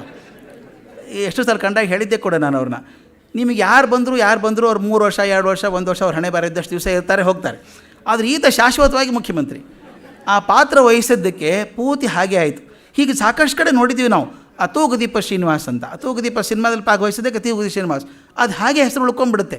ಹಾಗೆ ಪಾಪ ಅಂತ ಒಳ್ಳೆಯ ಹೆಸರು ಬರ್ಬೋದಾಗಿತ್ತು ಅನ್ನೋ ಸೂರಪ್ಪನವರಿಗೆ ಅದು ಹಾಗೆ ಹೆಸರು ಬಂತು. ಕೊನೆ ಮಾತನ್ನು ಹೇಳ್ತಾರೆ, ಸೂರಪ್ಪನವರದು ದುಷ್ಟತನವಿಲ್ಲದ ಸ್ವಭಾವ, ಅಷ್ಟಲ್ಲ ಸೌಜನ್ಯ ತುಂಬಿದ ಸ್ವಭಾವ. ಅವರ ಮುಖ್ಯ ನೀತಿ ಗುಣವೆಂದರೆ ದಯೆ, ಕನಿಕರ. ಅವರ ಕಣ್ಣುಗಳಲ್ಲಿ ಯಾವಾಗಲೂ ಕನಿಕರ ಕಾಣಿಸುತ್ತಿತ್ತು. ಕೊನೆ ಮಾತನ್ನು ಹೇಳ್ತಾರೆ, ದೊಡ್ಡ ಗುಣವಿರುವುದು ಉನ್ನತ ಪೀಠಸ್ಥರಲ್ಲಿ ಮಾತ್ರವಲ್ಲ. ಇದು ಡಿ ವಿ ಜಿಯವರ ಜೀವನ ನೋಡುವಂಥ ದೃಷ್ಟಿ. ದೊಡ್ಡ ಗುಣ ಇರುವುದು ಉನ್ನತ ಪೀಠಸ್ಥರಲ್ಲಿ ಮಾತ್ರವಲ್ಲ, ಪ್ರಸಿದ್ಧರಾದವರಲ್ಲಿ ಮಾತ್ರವಲ್ಲ, ಅತಿ ಸಾಮಾನ್ಯರಾದವರಲ್ಲಿಯೂ, ಬಡವರಲ್ಲಿಯೂ, ದುರ್ಬಲರಾದವರಲ್ಲಿಯೂ ದೊಡ್ಡತನಕ್ಕೆ ಸ್ಥಾನ ಉಂಟು. ನಮ್ಮ ಸೂರಪ್ಪನವರ ಜೀವನ ಅದಕ್ಕೆ ನಿದರ್ಶನ. ಸೂರಪ್ಪನವರು ಕಡೆಯವರೆಗೂ ಬಾಡಿಗೆ ಮನೆಯಲ್ಲೇ ಇದ್ದರು. ಅವರಿಗೆ ಮಕ್ಕಳು ಇರಲಿಲ್ಲವೆಂದು ತೋರುತ್ತದೆ. ಅವರು ಬಡತನವನ್ನು ಅರಿತವರು, ಆದ್ದರಿಂದ ಬಡವರಿಗೆ ಸ್ನೇಹಿತರಾಗಿದ್ದವರು ಅಂತ ಹೇಳ್ತಾರೆ. ಆದರೆ ಅವರ ಅಂತರಂಗದಲ್ಲಿದ್ದ ಉಲ್ಲಾಸ ಕೋಟಿ ಕೋಟಿ ರೂಪಾಯಿ ಬೆಲೆ ಬಾಳತಕ್ಕದ್ದು. ಅದೇ ಬಡವರ ಭಾಗ್ಯ. ಹೀಗೆ ಜೀವನವನ್ನು ಕಂಡು ಪ್ರತಿಯೊಬ್ಬರ ಜೀವನದಲ್ಲಿರುವಂಥ ಸ್ವಾರಸ್ಯವನ್ನು ಹೊರತೆಗೆದು ನಮಗೆ ಕೊಡಮಾಡಿದಂಥ ಡಿ ವಿ ಜಿ ಅವರಿಗೆ ನಾವು ಎಷ್ಟು ಋಣಿಗಳಾಗಿದ್ದರೂ ಸಾಲದು. ಆ ಒಂದು ಅವರು ಮಾಡಿದಂಥ ಸಾರ್ಥಕ ಕೆಲಸ ನಮ್ಮಲ್ಲಿ ಪ್ರಚೋದನೆ ಮಾಡಬೇಕಾದದ್ದು ನನಗನ್ನಿಸಿದ್ದು, ನನ್ನ ತಿಳಿದ ಮಟ್ಟಿಗೆ ಅಂದರೆ ನಾವು ಜೀವನವನ್ನು ಹಾಗೆ ನೋಡೋಕ್ಕಾಗ್ಬೋದೇ? ನಮ್ಮ ಜೀವನ ಹಗರಾಗತ್ತೆ. ಸುತ್ತಮುತ್ತಲಿನವ್ರ ಬಗ್ಗೆ ನಾನು ಬರೀ ಅವರು ಇರುವಂಥ ನ್ಯೂನತೆಗಳನ್ನೇ ನೋಡ್ತಾ ಹೋದರೆ ಅದಕ್ಕೆ ಹೇಳ್ತಾರೆ, you become what you think. ನಾನು ಯಾವುದನ್ನು ಅನ್ಕೋತಾ ಇರ್ತೀನೋ ನಾನು ಹಾಗಾಗ್ಬಿಡ್ತೀನಿ. ಹಾಗಾಗದೇ ಧನಾತ್ಮಕವಾಗಿ ಇರುವಂಥವ್ರನ್ನ ಗಮನಿಸಿ ಅವ್ರ ಒಳ್ಳೆಯ ಗುಣಗಳನ್ನು ಆರಿಸ್ತಾ ಹೋದರೆ ನನ್ನ ಮನಸ್ಸು ಹಣ್ಣಿನ ಬುಟ್ಟಿ ಆಗ್ತದೆ, ಕಸದ ತೊಟ್ಟಿ ಆಗೋದಿಲ್ಲ. ಹಾಗಾಗದೇ ಇರೋ ಆಗ ನಾನು ಸುತ್ತಮುತ್ತಲ ಜನವನ್ನು ನೋಡುವಂಥ ರೀತಿಯನ್ನು ಬೆಳೆಸ್ಕೊಳ್ಬೇಕು ಅನ್ನೋದು ನನಗೆ ಈ ಜ್ಞಾಪಕ ಚಿತ್ರಶಾಲೆಯಿಂದ ತಿಳಿದಂಥದ್ದು. ಅದೆಲ್ಲರಿಗೂ ಆದರೆ ಡಿ ವಿ ಜಿ ಬರೆದದ್ದಕ್ಕೆ ಸಾರ್ಥಕ ಆಯಿತು ಅನಿಸುತ್ತೆ. 6 ದಿನ ನನ್ನ ಬಾಲಭಾಷೆಯನ್ನು ಕೇಳಿ ತಾಳ್ಕೊಂಡಿದ್ದೀರಿ. ತಮ್ಮೆಲ್ಲರಿಗೂ ವಂದನೆಗಳು.